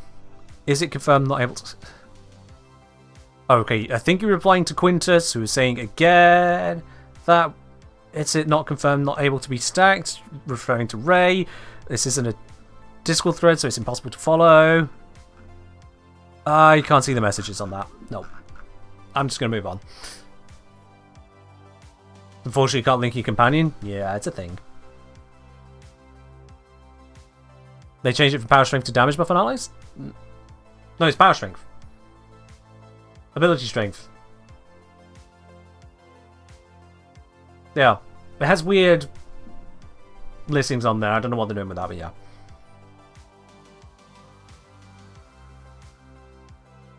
Read Ray's highlighted post. Again, it needs to be stated that it cannot be used with vulnerable vitality. Or vitality. Okay. That's interesting. If they've made it where Parasitic Vitality is specifically not able to work with the Vitality group of mods, that is an interesting choice. I can understand it, given what it's doing, and I'm not upset with that. That's fine. If anything, that makes it even easier to put it in. That makes it even easier to put in.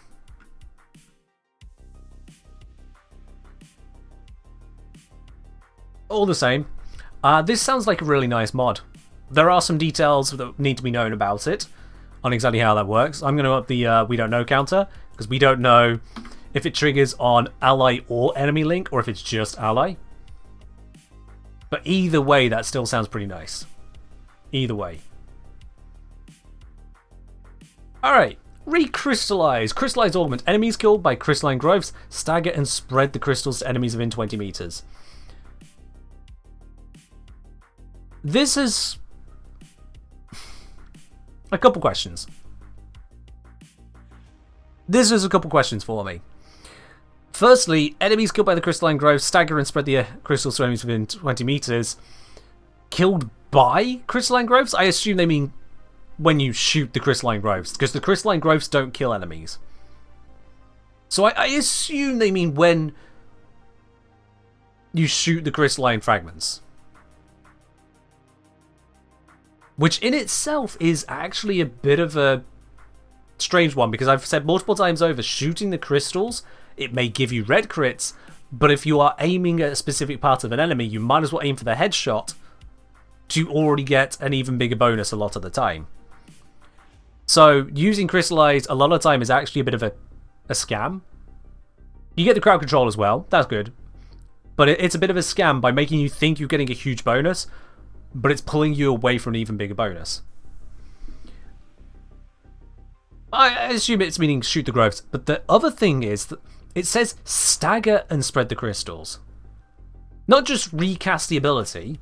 Like a lot of other augments say, if you kill an enemy with a targeted area, like on Banshee's Resonance, you know, Sonar Resonance and whatnot, however it's phrased, rather than saying it just recasts the ability, it specifically says stagger and spread the crystals to enemies within range.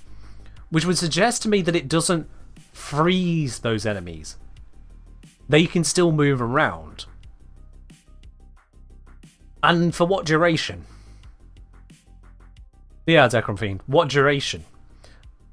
Again, there are details missing here, specifying that it staggers and spreads rather than just recast the ability.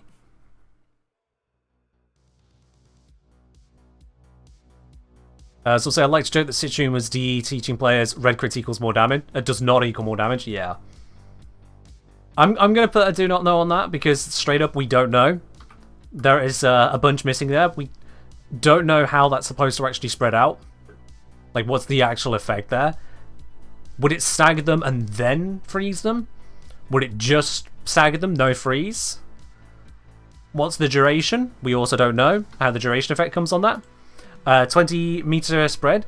Would that spread be line of sight required? We don't know. Is that 20 meters from your position or the killed target? Surely that's got to be from the target. Enemies killed by crystalline growths stagger and spread the crystal to enemies within 20 meters. It's enemies to enemies. That's got to be from the enemy. Is it radial or is it a cone? Considering that the ability is cast as a cone, but this just says within 20. One would surely imagine if it's not just casting the ability, then it would be a radial effect. But we don't know. There is a lot of big we don't knows on this one.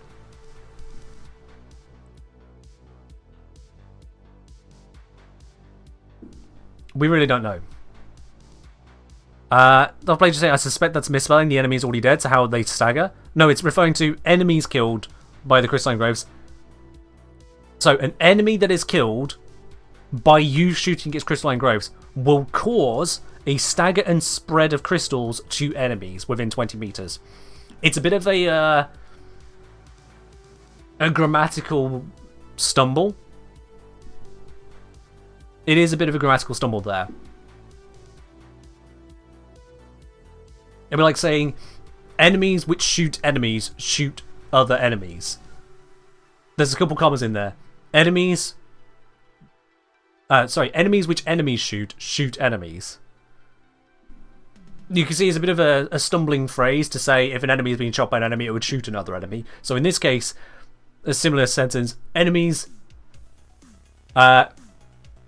killed by growths will stagger and spread enemies. Stagger and spread the crystals to enemies. It's, yeah. It's, they're trying to fit it onto the mod more than anything. It's all over the place on that one. Oh my word. You're doing great. Hobbit, thank you very much for continuing your support here on the channel. 37 months. That is a lot of support right there. That is huge. Thank you very much for continuing your support here. I really do appreciate that. Cheers, my dude. Oh, and Hobbit, is it okay for me to mention tomorrow? Or do you want me to leave that one out? Because I know you've got something special about tomorrow. But I don't know if you want the stream to know. And for those of you dropping the follows at the moment, thank you. Jock saying I thought it meant staggering the crystals, not the enemies. How do you stagger crystals? I really don't know what you mean by that. Oh, you just noticed it's a teapot? Yeah, Hobbit here has got the absolute highest tier teapot on the channel. It's also Hobbit's birthday tomorrow. It is Hobbit's birthday tomorrow, so in double celebration there, both for the highest resub on the entire channel and also that birthday there. Can we get a lovely round of happy birthdays there to Hobbit? Anyone who cares about anyone at least enough to do that, can we get a round of happy birthdays there in the chat? Obviously, please don't sing randomly at your phone. That will seem really weird to everyone around you. That would seem really weird. Just, happy birthday, dear Hobbit. Kengineer! Oh my god! Wait, are they here? Kengineer. Not quite the right sound effect tune, guy. Not quite the right one. I love it, but that... We're meant to be talking about Hobbit for a second. Oh, dear, dear, dear. All the same. Hobbit, thank you very much. And everyone, wishing a happy birthday there. Thank you very much for joining on that. From Ken of the Night, happy birthday, but Ken modding modding question. How does multi-shot work on burst rifles? The same. With each shot of the burst, it has the multi-shot multiplier to how many shots come out of each shot on the burst. There is nothing weird about it. It's just a burst. It's like firing... If you got a 3-burst shot, it's like firing shot 1, then 2, then 3... with their individual multi-shots, but you can't shoot the 1, then 2, then 3. You shoot the burst. That's all the burst does. Yeah. Robin, cheers. So there's a few unknowns in the recrystallize here.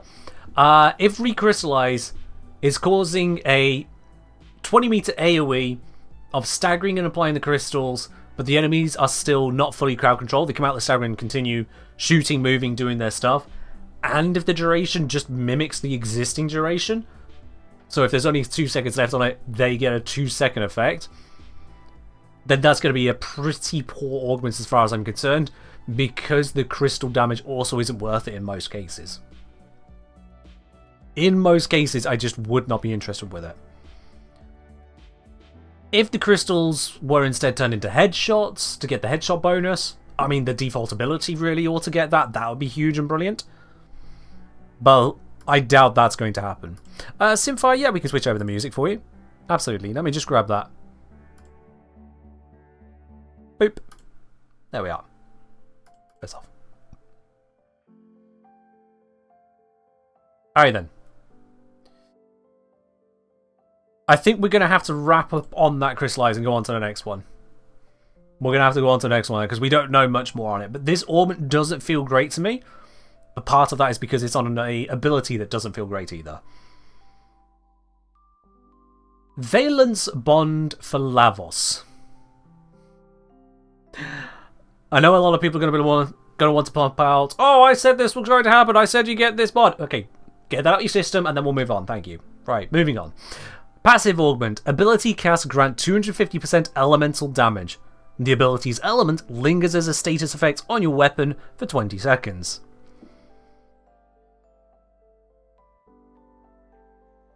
Concern. Concern. Why is the specification in capital letters status effect? What does that mean? If it just said passive augment, ability cast grant 250% elemental damage of the type you infused to your weapons for 20 seconds. That is what I think a lot of people read it as. But that's not what it says. The abilities element, so that would be toxin on your 1, cold on your 2, electric on your 3, heat on your 4, because those are the abilities element. So is it that instead? Second, why does it say status effect? If it's giving us 250% elemental damage, what do you mean status effect? Weapons don't have status effects. They have a status chance and a spread of damage types, and then the status chance, if procs a status, selects a status from the available damage types, weighted by how many of each you have. You thought it'd work like Shock Trooper at first? Yeah, so I think that's why it's 250%. There is a lot of we don't know, yeah, so I'm going to tick that up right now, just as a matter of course. If we roll this all the way back to similar augments, similar sounding augments, we can look at, for example, Volt's Shock Trooper. Let's grab Volt a second here. We'll grab Noob Volt. Noob Volt doesn't see much work, so let's grab Noob Volt. If we look at Shock Trooper, Shock Augment, hold cast will grant all allies within range 100% electricity damage to their attacks for 40 seconds. Hold cast doesn't matter, but we see here there is no allies range in comparison. If I do that, there we go. There is no ally range in comparison. So Valence Bond is just for you. So on cast, on ability cast, grant yourself 250% elemental damage to your attacks for 40 seconds, or 20 seconds in this case. That's what I would expect it to read. If it was like Shock Trooper, this is what I would expect it to read. Did you miss the Lavos augment? Apparently, Solomir, because it's on screen right now and you're asking. So I guess. Welcome. Yeah, so, what's with the change in wording? Could the augment be like Toxic Lash Force Procking? We don't know. It's just so strange that they would rephrase it like that.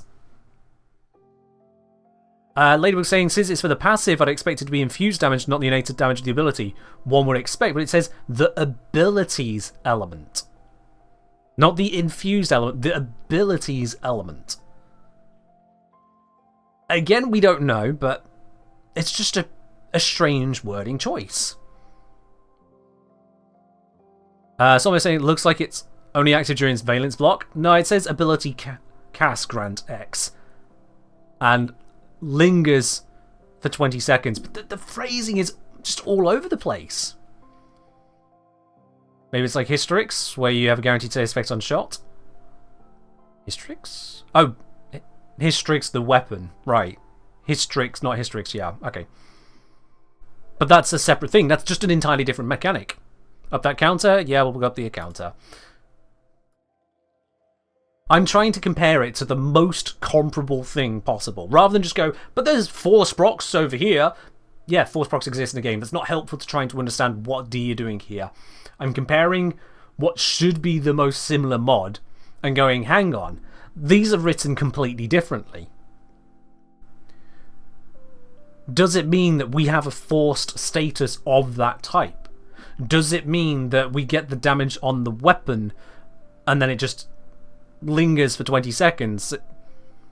Does it only grant that on the next attack and then the status is a force proc that lingers thereafter? Really unlikely, but still, yeah. Do we know Dante's Helminth ability, or don't we know yet? Dante's Helminth ability, I think, was one of the chapters. I think they said it was the Dark chapter. Yeah, I think Dante's one was Dark chapter. His 3. So further to this, the lingering for 20 seconds, Shock Trooper, if you cast it again, it's just another Shock Trooper. It replaces the original one. With this, if you cast your 1, then 2, then 3, then 4, assuming it is using the base of those, does that then give you 250% Toxin and Cold and Electric and Heat at the same time? Could we quad cast for a 1000% elemental damage buff? Or would they overwrite each other so it's only ever 250% multiplied by whatever scaling it allows at once? That'll be broken? That's what it reads. We don't know. We don't know if this would override itself, because here's the thing. Gauss's one allows both. You can get the heat and the cold simultaneously. So we don't know. I'm going to leave you guys thinking on that a moment, because, as I mentioned earlier, I've had a heck of a lot of tea, and the world is catching up with me, so I'll be back in just a moment. I don't want to see any drones when I come back, so please do not spam drones whilst I'm away. I'll be back in just a moment. Let me just move that down a bit. Back in a sec.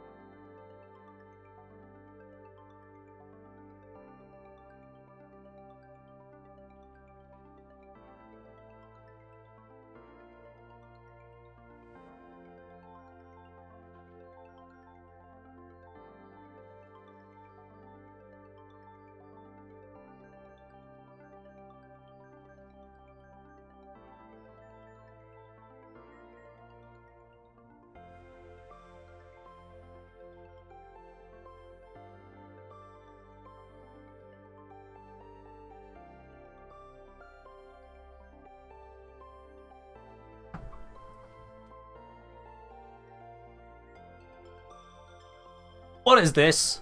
Hold up, hold up, hold up. What? What? Where are all these drones here? I specifically said no drones. Why is Esprit one of the few people not posting drones? What is this? Since when did Esprit listen to me? Huh? Whatever. And apparently Quintus wants to be 2035. Well, alright then. Alright. For crimes against drone anarchy, get 2035. We'll see you in a little over half an hour. Right.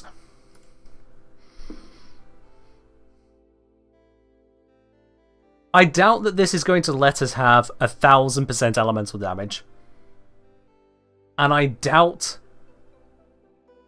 that it's got some weird status interaction. I feel like this has most likely been just written brand new without looking at the existing augments.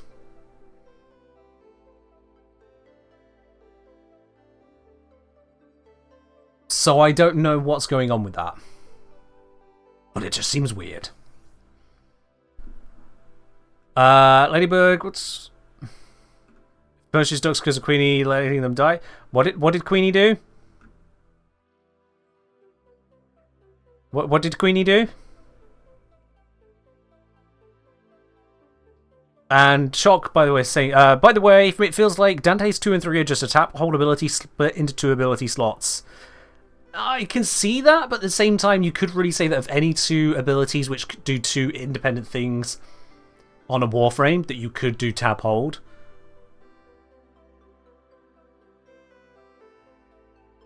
Nah. Somebody say, it doesn't say what it grants damage to. You know what? That's a fair point. Ability cast grant 250% elemental damage. It doesn't say what it gives it to. This says, on the Vault one, grants damage to their attacks. This says ability cast grant 250% elemental damage.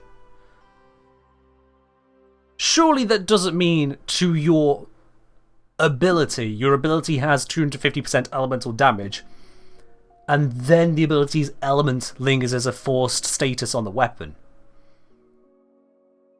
No, surely it doesn't mean... They wouldn't do that to us. They wouldn't make the abilities deal more damage 250% straight up, but then also put a status effect on your weapon. No, surely.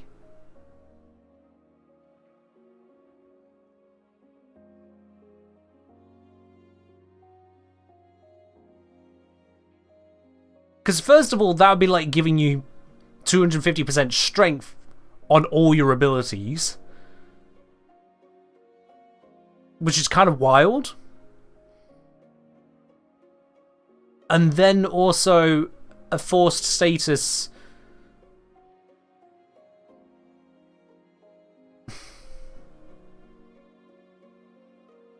Nah. Snoozy, you want to be heading on over to the website warframe.market. There you'll find your information on how much Death Cube Prime is worth, yeah. Daito saying, imagine it's exactly how it is, then they nerf it afterwards because it's unintended. I mean, okay. I don't have a tinfoil hat, but if I were to have a tinfoil hat and go full tinfoil hat moment, let's run with that, Fuzzy Acid. This is pure speculation, and this is cynical speculation. Imagine if the design originally was to buff up the ability damage and then put this forced proc onto your weapon, but someone else had the same misunderstanding most of us had at the start, which was, oh yeah, you're buffing up the elemental damage of the weapon.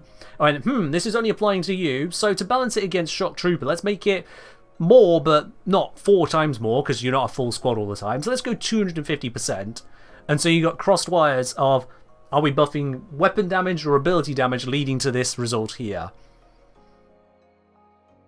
If an item in development has been passed between multiple different devs and designers to get to this point, I doubt it.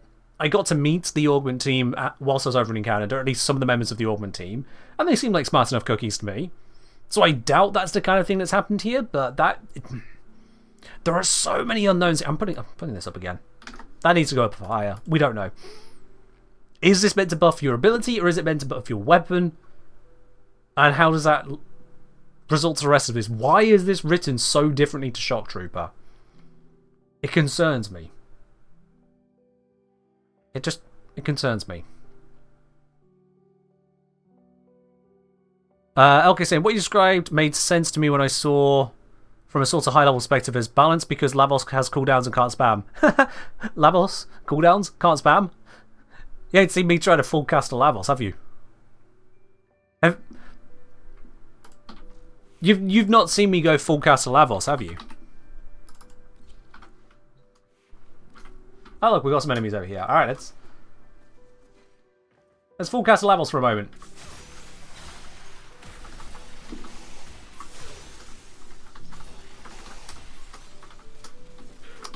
On cooldown, there we go, off cooldown, and spam. I'm not even infusing the abilities right now because I don't need to focus on that.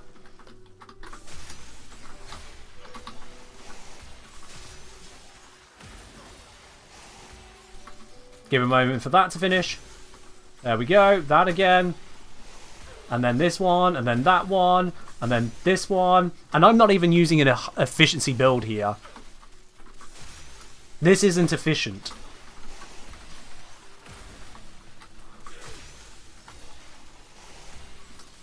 You think you can't spam?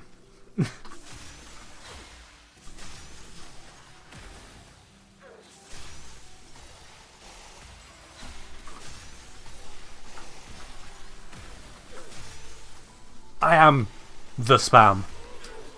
Alright, that's enough of that. I never infused anything there, so that would take up even more time, which would account for the little bits of downtime I actually ended up having. Isn't Lavos supposed to be a slower caster? Doesn't have to be. And that was with a efficiency of 100%. Just 100%.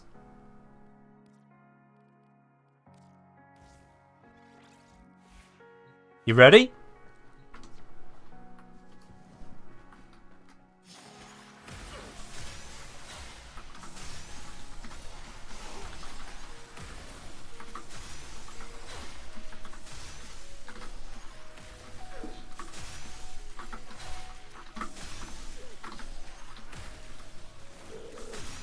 Oops, I'm killing them.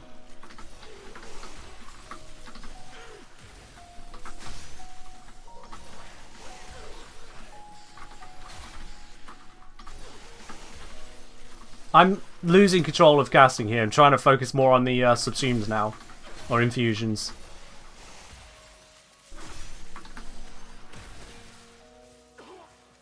I could just keep casting.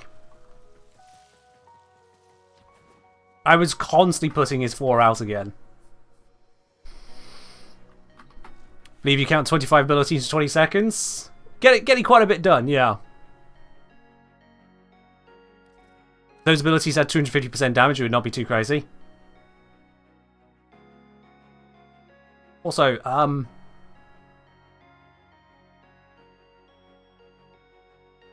every time that bug pops up, it's weird.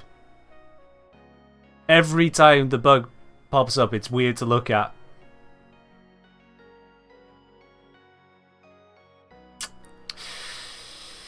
Yeah, that's not how Lavos works. That's not right. I'm not supposed to have an energy meter. Anyway, let me put that stretch back on there. Because usually I don't need that massive casting. People who complain about the cooldowns on Lavos, I feel like just aren't trying to fight the cooldowns on Lavos. You think of how many abilities I cast there. Do you imagine how many Warframes can cast that many abilities across the full suite of their 1 to 4 as rapidly as that? Who can do that without some serious support when you consider that all of that was coming from an augment and fleeting expertise? That's it.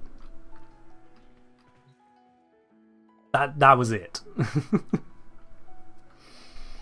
Nah. Lavos can do plenty of spam.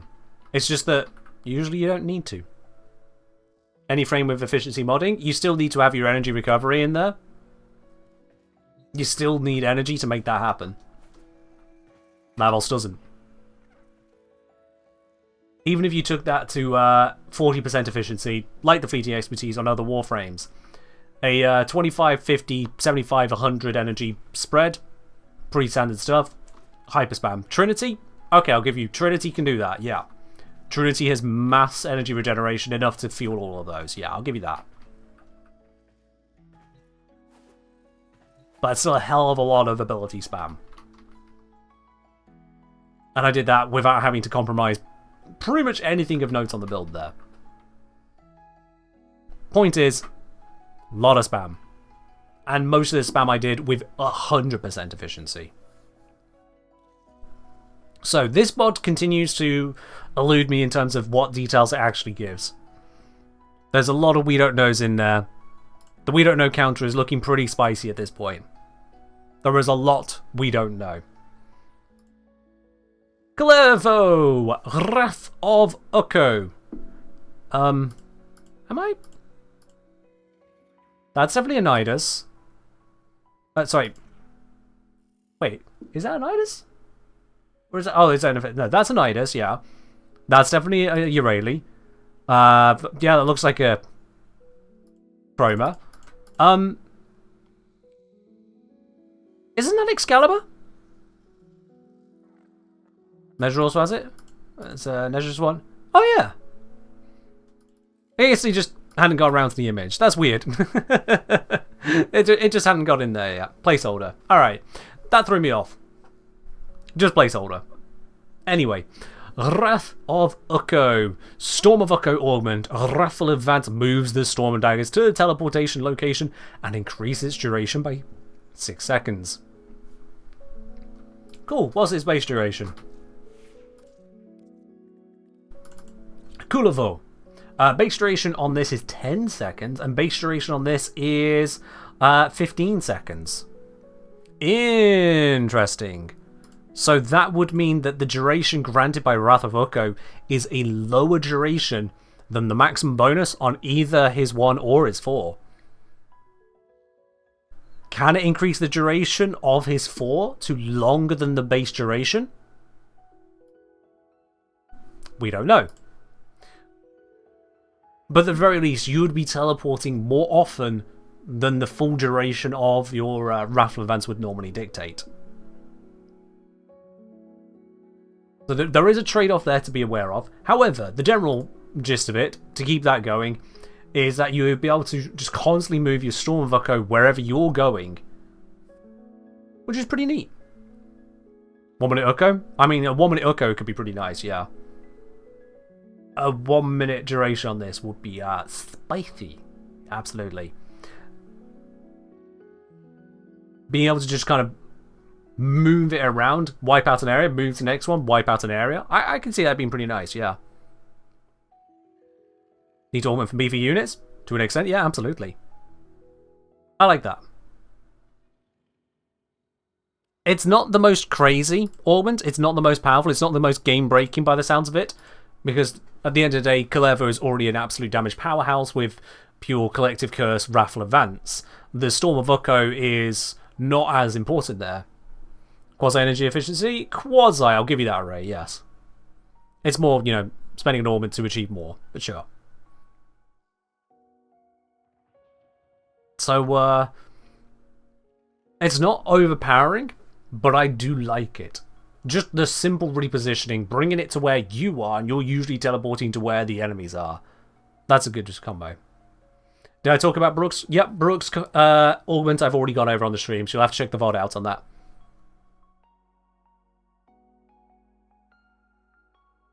Already more than twice the We Don't Knows compared to the number of augments. Yeah, and I don't know if I'm counting the number of We Don't Knows correctly, to be honest, because there's a number of bits I'm kind of bundling together as a singular We Don't Know.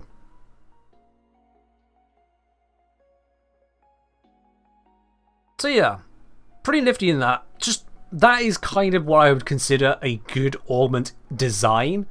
Never mind the full balance of would you want it or not. The good augment design is cool. It adds something new to the abilities. Something you didn't have before. A feature that changes up the nature of the gameplay. And that's positive. That is positive. I like it. Racing, it also pairs with the quality of life is Wrathful Advance triggers Tenakai. There is that as well, yeah. So you can also maintain your combo more easily. Even though Kulavo is good at maintaining combo, that makes it even better, yeah. So that is, again, a nice combination. I like it. Any augments I think might be too strong. So far, let's see. Stynex 1, if it's like I suggested earlier, that it just creates the vortex, hit or miss. It creates the vortex, that might be very powerful, but at the end of the day, there's a lot of powerful crowd control already. Not a concern. Damage decoy comes down to how the reflection works. Even then, I doubt it's going to be overpowered. No. Divine Spears, it's a high cost ability, 100 energy. And then it's spreading the status effects, not the direct damage, so it's not like it's a collective curse thing. So you need to have good status effects for it to master in that regard. Could be cool, and depends on what the spear explosions are. But I wouldn't call it overpowered. This one is definitely not overpowered, it's crap. This one, definitely not overpowered, it's more of a utility. This one, not going to be overpowered. I don't expect the AI to be smart enough to use the sea snares very effectively. Why does damage decoy say 300 status procs? Because they made a typo or something. It's not actually going to be 300. This one, not going to be overpowered because Mega Health isn't overpowered, just as a matter of fact. That's just a limit of it anyway. Recrystallize, definitely not going to be overpowered. Like, even if it was a constant recast of 20 meters, brand new lockdown ability, even that I wouldn't call it overpowered, nope. Valence Bond, even if it gives you 1000% elemental damage spread across 4 different elements, so your modding options would be constrained, I won't call that overpowered. Lucy saying, on the U81, will it still give her the damage reduction she normally gets whilst riding? We've already put it on the counter, but that's someone else asking it genuinely. We don't know. Welcome to the counter. We don't know. Rafavuko, I wouldn't call that overpowered, no. It's a very nice feature. Changes up the flow of that 4th ability to combine it into one. I like that. But no. I wouldn't call that overpowered. And... oh, hang on. Is that all of them? 1, 2, 3, 4, 5, 6, 7, 8, 9, 10. It's all of them. Measures one does look very strong, yeah. The Stynax one is honestly pretty strong for those who can't aim, or just in general. So I like that. Loki, we need to know. We need to see it in action to really vibe it. From what I saw on the dev stream, probably not that powerful, so yeah. Measure 1, very strong. Brook 1, terrible. Chroma 1, nice. Mostly quality of life, but still nice. We'll have to see if it is tank. Urania 1, devils in the details. Nidus 1, whoa, that could be a lot of health, my friends. And Inoris could actually look at this and go, yes, please, gimme, gimme, gimme, gimme. So we'll have to see. Citrine 1, I don't like Crystallize as an ability in general anyway, and I don't feel this is going to change that for me. Valence Bond, we need to know. There's just so much we don't know about this. The wording is just so odd. I cannot give any opinion on this so far. Rafavuko, I like it. This is very Augment right here. And yeah, that's where we're at. That is where we're at.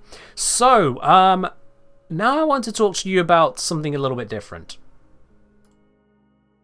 Now I want to talk to you about something that has got a lot of people molding. Eclipse. A lot of people are upset about Eclipse. A lot of people are upset about the nerf inbound for Eclipse. So let's talk about that, shall we? Let's deal with that. Let me just turn off the in-game music, because otherwise we're going to be going back to a orbiter of that. Is it moulding or molding? Moulding. Which, moulding. My pronunciation of it. A lot of people are upset. So let's see, how upset should you be? How upset should you be? Comparison to Vex Armor actually is a good start there. Let me just bring up Chroma's Vex Armor as a starting point. So we know that from what they said on the stream, I think they said it was 350% base. Because it's currently 200% multiplicative. Would it be switching to 300%, 350% pure damage? A base value 350, which by the way is stronger than what Vex Armor provides. Vex Armor is 275, but not a lot stronger. Not a lot stronger. They did also state that they didn't want to nerf Mirage herself.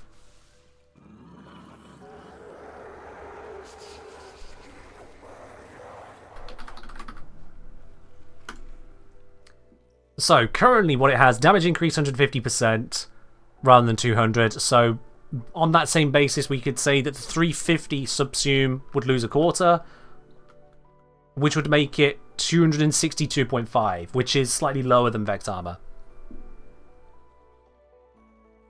If the DR stays the same, could be a Helminth option. Could be. The damage reduction on the Helminth one, I think, stops at 75. Is it 300 or 350? Oh, my bad. I thought it was 350. My bad on that. In which case it would be a 225 subsume. Again, if it has the same diminishment down from 200 base to 150 base. 350.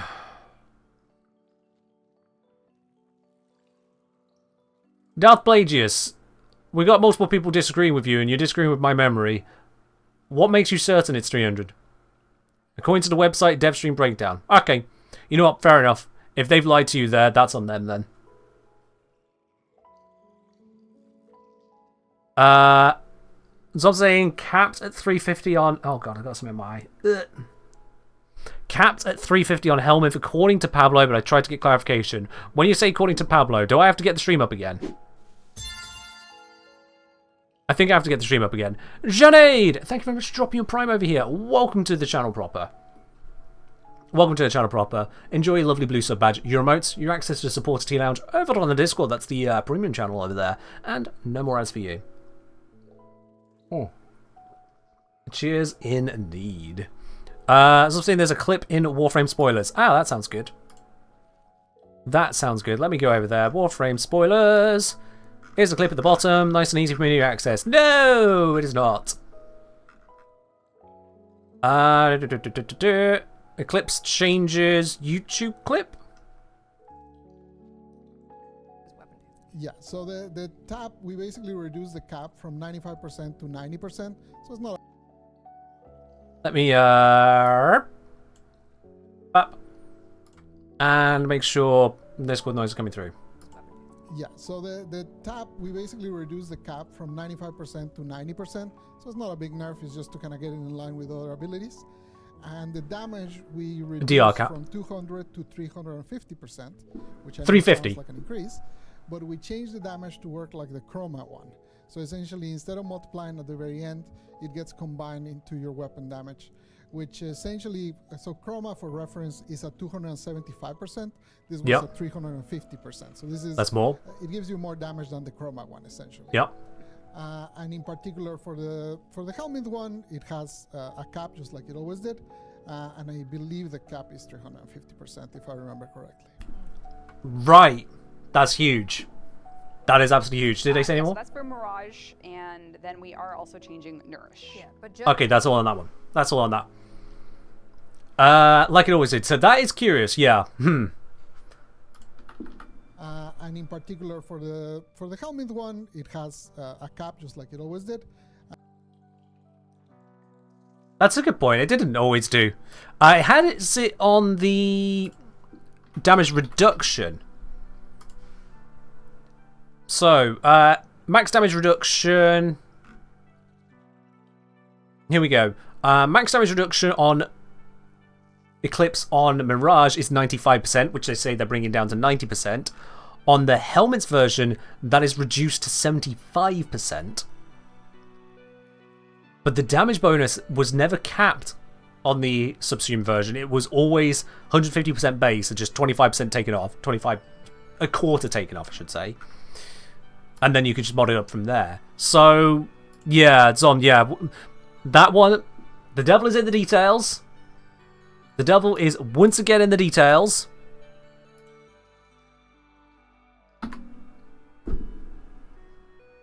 We don't know. 75% damage reduction is meh.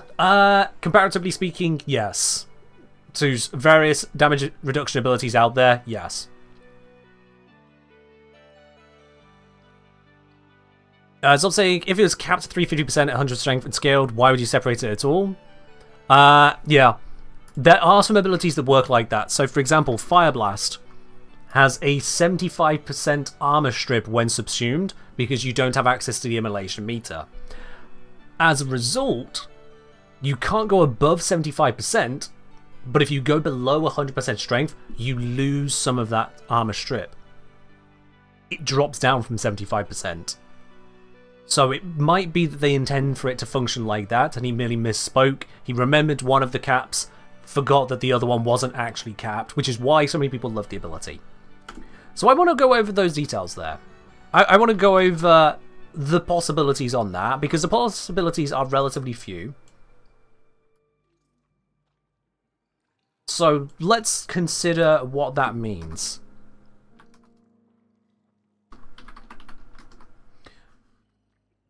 We have either a 350%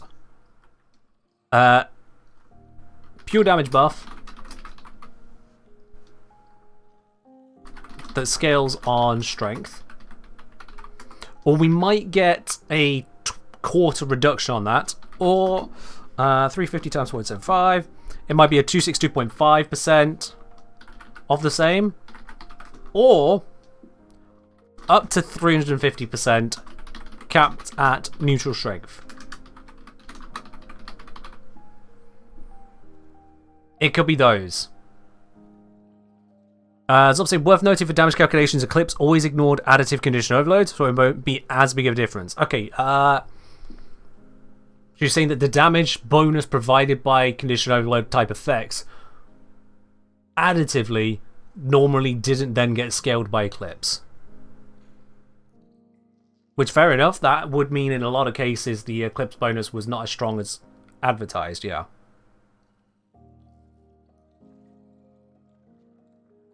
But let's say on Mirage is 350% scales of strength. On Helminth, it would be nerfed probably around 250%, then it cap at 350. Bullet, I would be careful stating what you've stated there. You're saying on Mirage it'll be 350% and scales with strength. On a Helminth, it will be nerfed probably about 250, then they cap it at 350. That sounds quite likely, but we do have some slightly contradictory info from what Pablo was saying there, because he was saying capped like it always has been, but it hasn't always been. We don't actually know that's how it's going to work. It sounds very likely that it's more likely than a lot of things we've shaken our heads of we don't know that, but we don't actually know. Yeah, that's the various combination bugs in this game. Oh, they break my head. And I'm the dude that looks at this for a living. God knows how the rest of you handle trying to work with all these details. How will Eclipse work with Gara now? That is a very specific question, Neuro. You're going to have to be perhaps a little bit more clear on what your question is there. Because you're implying something specific about Gara. Like I should know exactly what it is you're referencing there. But before we get into hyper-specifics, how about we just look at where these numbers land first? I think that might be a good idea. So, let's take the most powerful variant. 350% pure damage buff that scales on strength. Compared to previously, it was 200% on Mirage, 150% subsumed, but multiplicative. Previously it was those. So, to balance this into an equation, we can say a previous damage result, so it's a previous non-condition overload damage, multiplied by the Mirage buff, which would have been effectively 3 times strength. At what point would that be less than new damage? We should say damage times additive bonus. At what point, I'm going to shrink this down a little bit, does this become that times add plus 3.5 times strength? Can I solve that inequality in a reasonable manner? Now, I could just take this into Warframe Alpha. I could take this into Wolfram Alpha and just have it figure that out for me. And maybe I should. But we could replace some bits in here with just numbers. Flat values. Because they don't matter. But it still leaves us these variables here. Let's just be consistent about our capitalization. It still leaves us with these variables. So, for what values of additive, that, so that. How does one turn that into a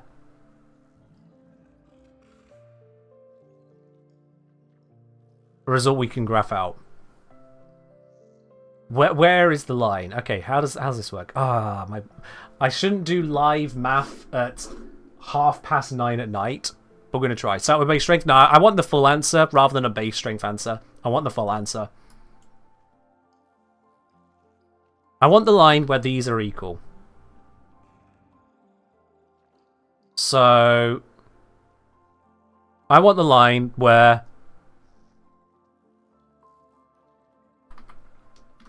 this minus that equals 0. Where this can be X, this can be Y.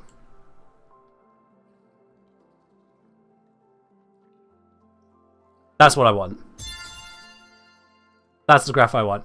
Derpy-doo, thank you very much for dropping your prime over here. Welcome into the channel proper now. Enjoying yourself that lovely blue badge next to your name, your emotes, your access to the supporter Tea Lounge, and no more ads for you. Derpy-doo, thank you very much for dropping that here. Doing algebra now? Yeah, we're always doing algebra. It just doesn't always look like algebra. There was a online graph maker website thing. Desmos, that's what it's called. Let's grab Desmos. This is about to get a lot brighter, chat. So, flashbang warning. 3, 2, 1. Flashbang.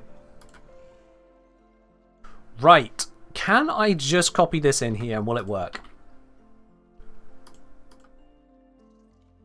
What did I forget? This right here. Whoops. Now what? That should work now. Why is that not working? Wait, oh. Eh? There we are. Okay. That's what it was. Right. Here is function. So, let's try and interpret what the hell I've just created here. We're probably only going to be worrying about the positive quadrant. So, the X value here is the additive bonus. Was that what I created? Yeah. Yeah, the X value is the additive multiplier to our damage, or additive bonus to our damage. So, at 1, we're saying that we're getting no additive bonus to our damage. Let's say no serration, no arcane, anything like that. And then across here, the 1 is our Y, our strength value. So that with no mods, 1 would be 100% strength.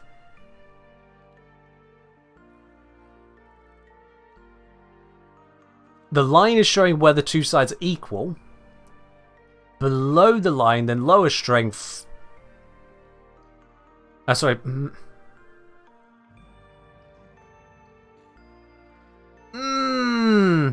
Above the line, old buff is better, is that? Yeah. Sorry, just trying to piece this together myself here, and again, late night on a Sunday, my brain begins to not stop working. So yeah, above the line would be more strength to make the equation equal 0.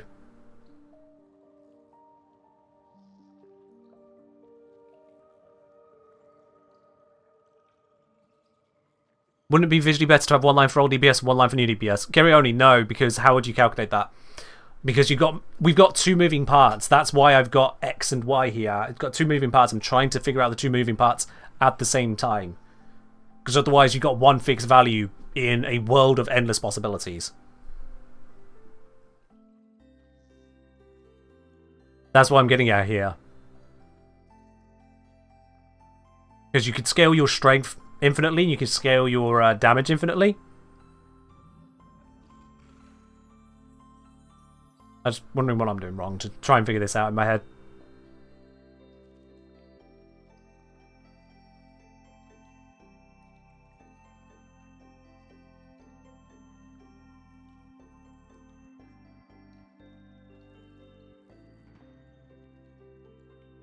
And what I'm basically saying here is that, right?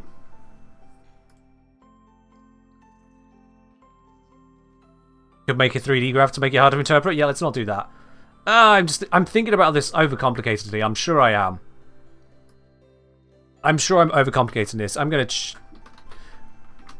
Wolfram Alpha. How would you?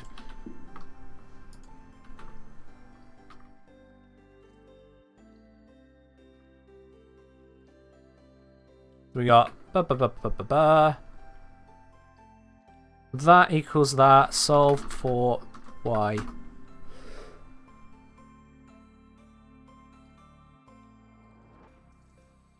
Okay. So solving that for y is y equals 2x over 6x minus 7. Y equals 2x over 6x minus 7. Hey, what do you know? That matches. Yeah.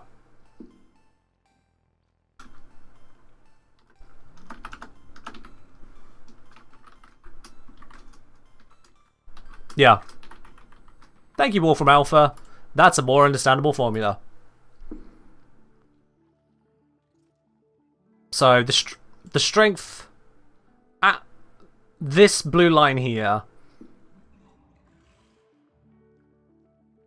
a given strength, you'd need that amount of pure damage for it to be the exact same before and after her.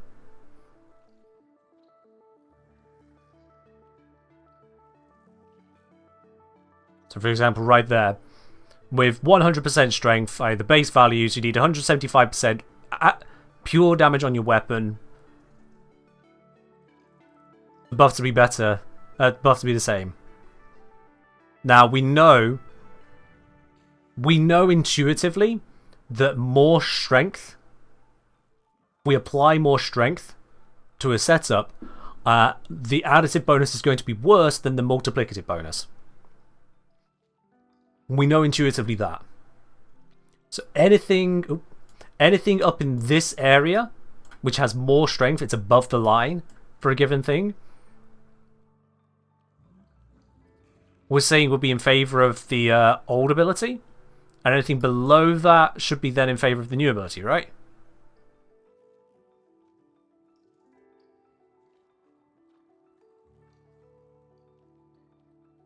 Now, if that's true, then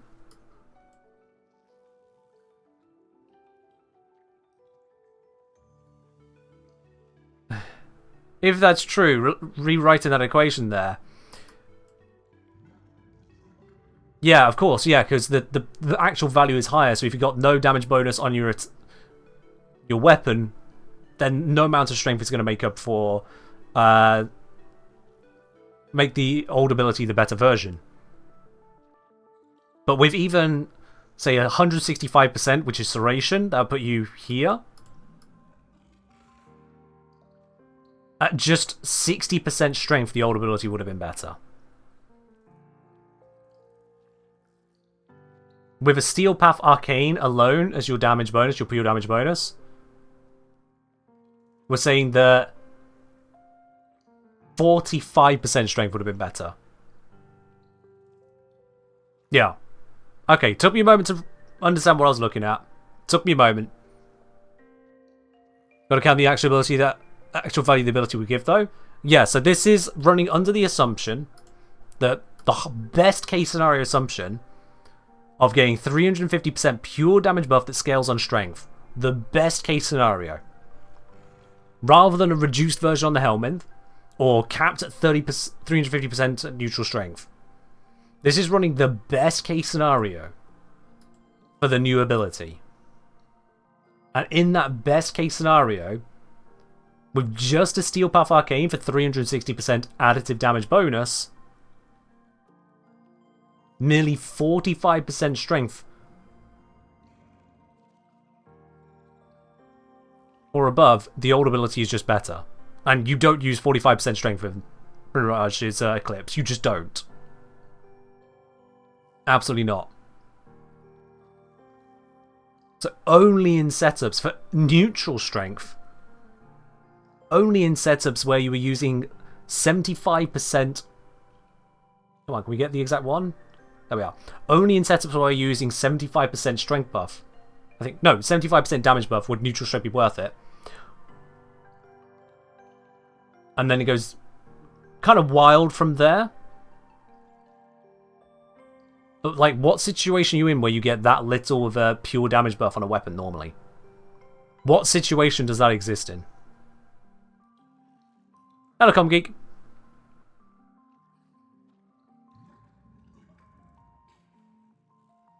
Yeah, it's on. Good mention on the bugs there. So that's where we can draw the next bit from this. That is where we can now drag this into more theoretical, hard to consider territory. And for that, I want to first take Mirage into a mission. Not to do the mission, but to show the mission. Just like Chroma mod for no base damage. Theoretically, but you could have done it before and multiplied it in. So you have to take that and replace it with something else to try and get your value back there.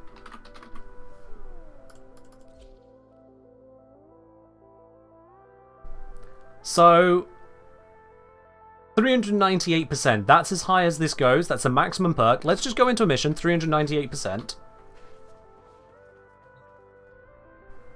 It's on Mirage. It's fine. But let's just... let's go in somewhere. Let's go E Prime. There's a lot of light and dark spots there. That should be fine.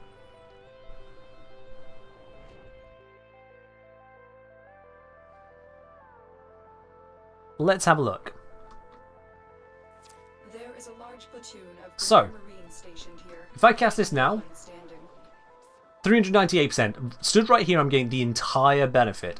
I'm absolute maxed out. 398. Just moving to here, I've already dropped down to 210%. Right here, I'm now getting the buff as if my strength mods weren't even there. I have 99% added strength. Just turning my model around is apparently... Yeah, that little bit of animation idle sway was causing a few percent shift.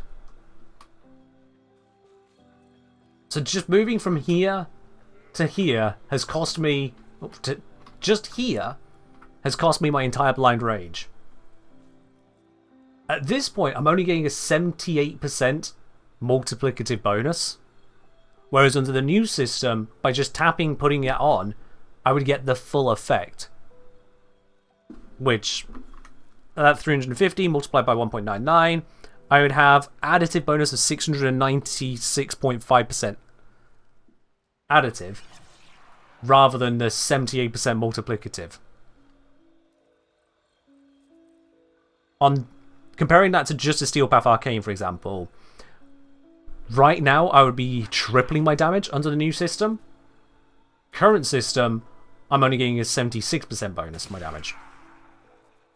And that's with a maxed out Arcane to compare against.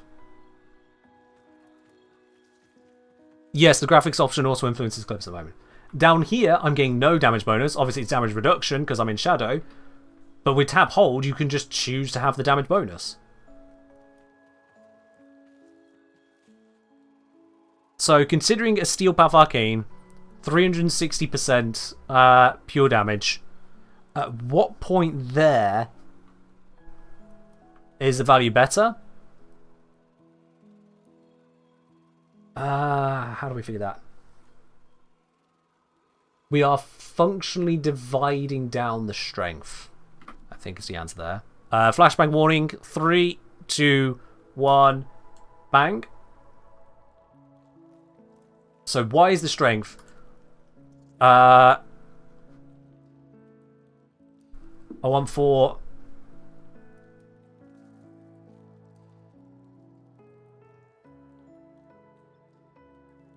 Yeah, for X is... Oop.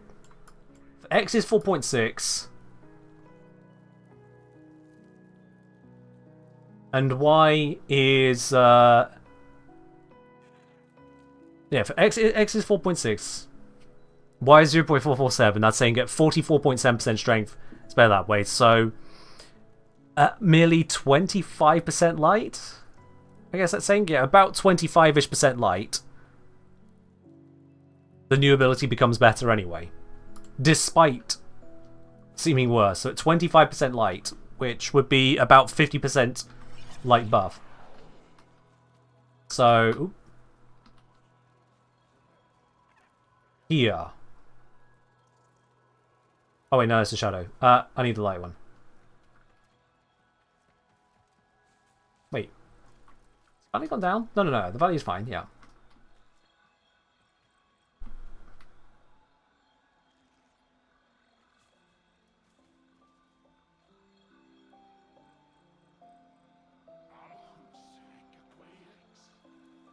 I'm breaking my mind slightly here. Sorry. One moment. Yeah, when it says 89 on the light, so here, there, at this point here, once I pass this point, the damage bonus under the new system, that guy can start off, the damage bonus under the new system becomes better than I have right now, even though I'm comparing using a Steel Path Arcane and using Blind Rage. At this point right here, this level of light, the new Eclipse would still be better. Anywhere past this, the new Eclipse is better for damage bonus. Still better, still better, still better, still better. It gently goes, whoop, up to here. Piss off. About here, it's changing very quickly. Here we're switching back into where the new system, sorry, the old system is better again. And that's comparing a Blind Rage Mirage versus a Steel Path Arcane fully stacked up. If you're on a subsumed version, even more brightness is still okay. All the way through here, up to, whoop, up to here. There we go. Up that section here, new system is better. There we go. The old system is better. Oh, right out. New system better, because we're in darkness, so obviously the new one would be better. Oh, hang on, what happened there? See, some of these tiles make a lot of sense. Look at this, that's beautiful. Oh my god, that is... Look at what's happening to my damage bonus right now. Do you see what is happening to that damage bonus at the top right? It is hovering... It's not hovering at all. It is bouncing between 60% and max 390. Worm Shadow? It may well be. I'm right up against the light here. Oh, going up against the light actually reduced it. This is... Wow. The flickering of that light is causing such a variety there.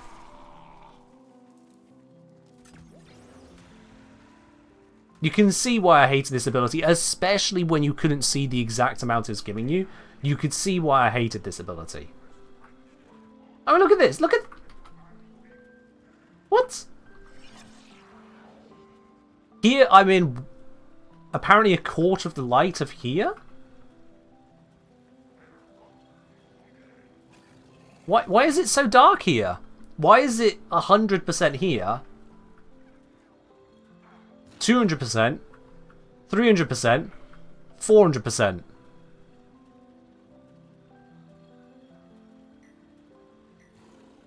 Why is it so wild on this ramp? This ramp does not look like it has that kind of lighting change.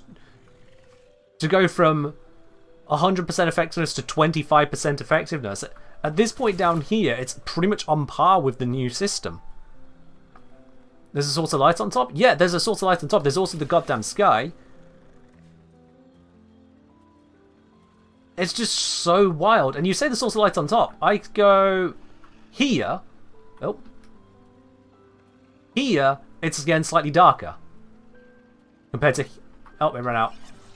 Here it's full power. Slightly darker on this half an inch right here. Turning whilst aimed is changing the percent.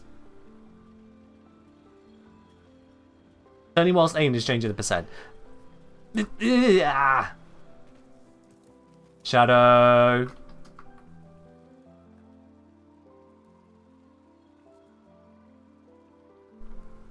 Move from shadow to light to affect this ability.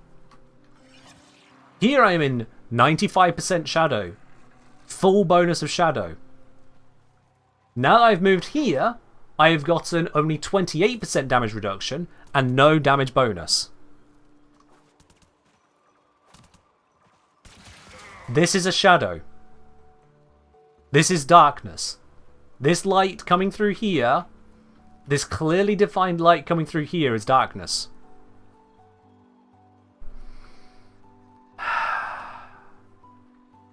So,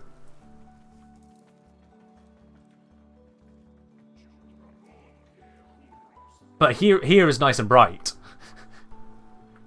Here it suddenly ramps up because these lights are that much more powerful than the light here.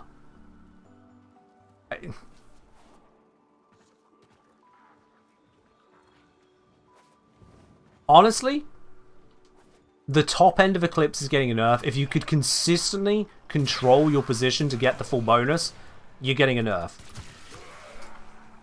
But a lot of times, you're getting a buff.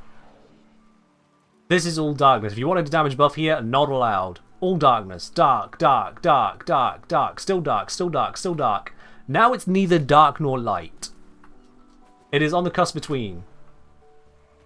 Here is a lot of dark, but not enough. Oh, we're getting a little bit of a damage bonus here. I'm getting a 27% multiplicative damage bonus. Oh, I think I've made my point on this one, right? I think I've made my point as to just how screwy this is on this tile, as an example tile.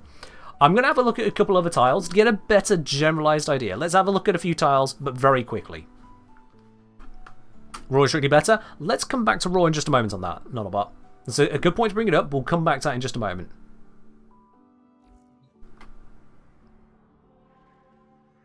Let's come back to that in just a moment. So, let's go Zaraman. Let's go to the Exterminate real quickly. Let's just run through that one. Boy, does a lot of light. We'll come to that in a moment as well, yeah. I'm just going to have a look at some different tiles. Sanity buff, absolutely. Okay, this is full light. This is full light. And now we're into... Okay, so this is the edge of light and dark. Here I'm getting functionally no bonus whatsoever. Oh, unless I crouch. If I crouch, it goes up to 35. Here it is 0. 35, basically 0. 35, basically... So the brightness is varying quite wildly here. Here it is full bright. This shadow doesn't change. So if you didn't have the UI to tell you, you would think you were still in... You'd gone into a shadow. This is an actual shadow. But here the damage reduction actually... This looks like the same shadow as here. Here, max damage reduction. Here, no damage reduction right here. Sorry, right here. I'm getting 2%. You see why I hate this ability as it currently stands and why it needed this change. I'm watching that Eclipse value just wildly swing as I move through this level here.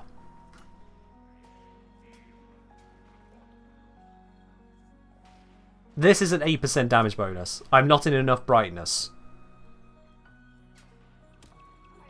Here I get the maximum amount. Here I'm getting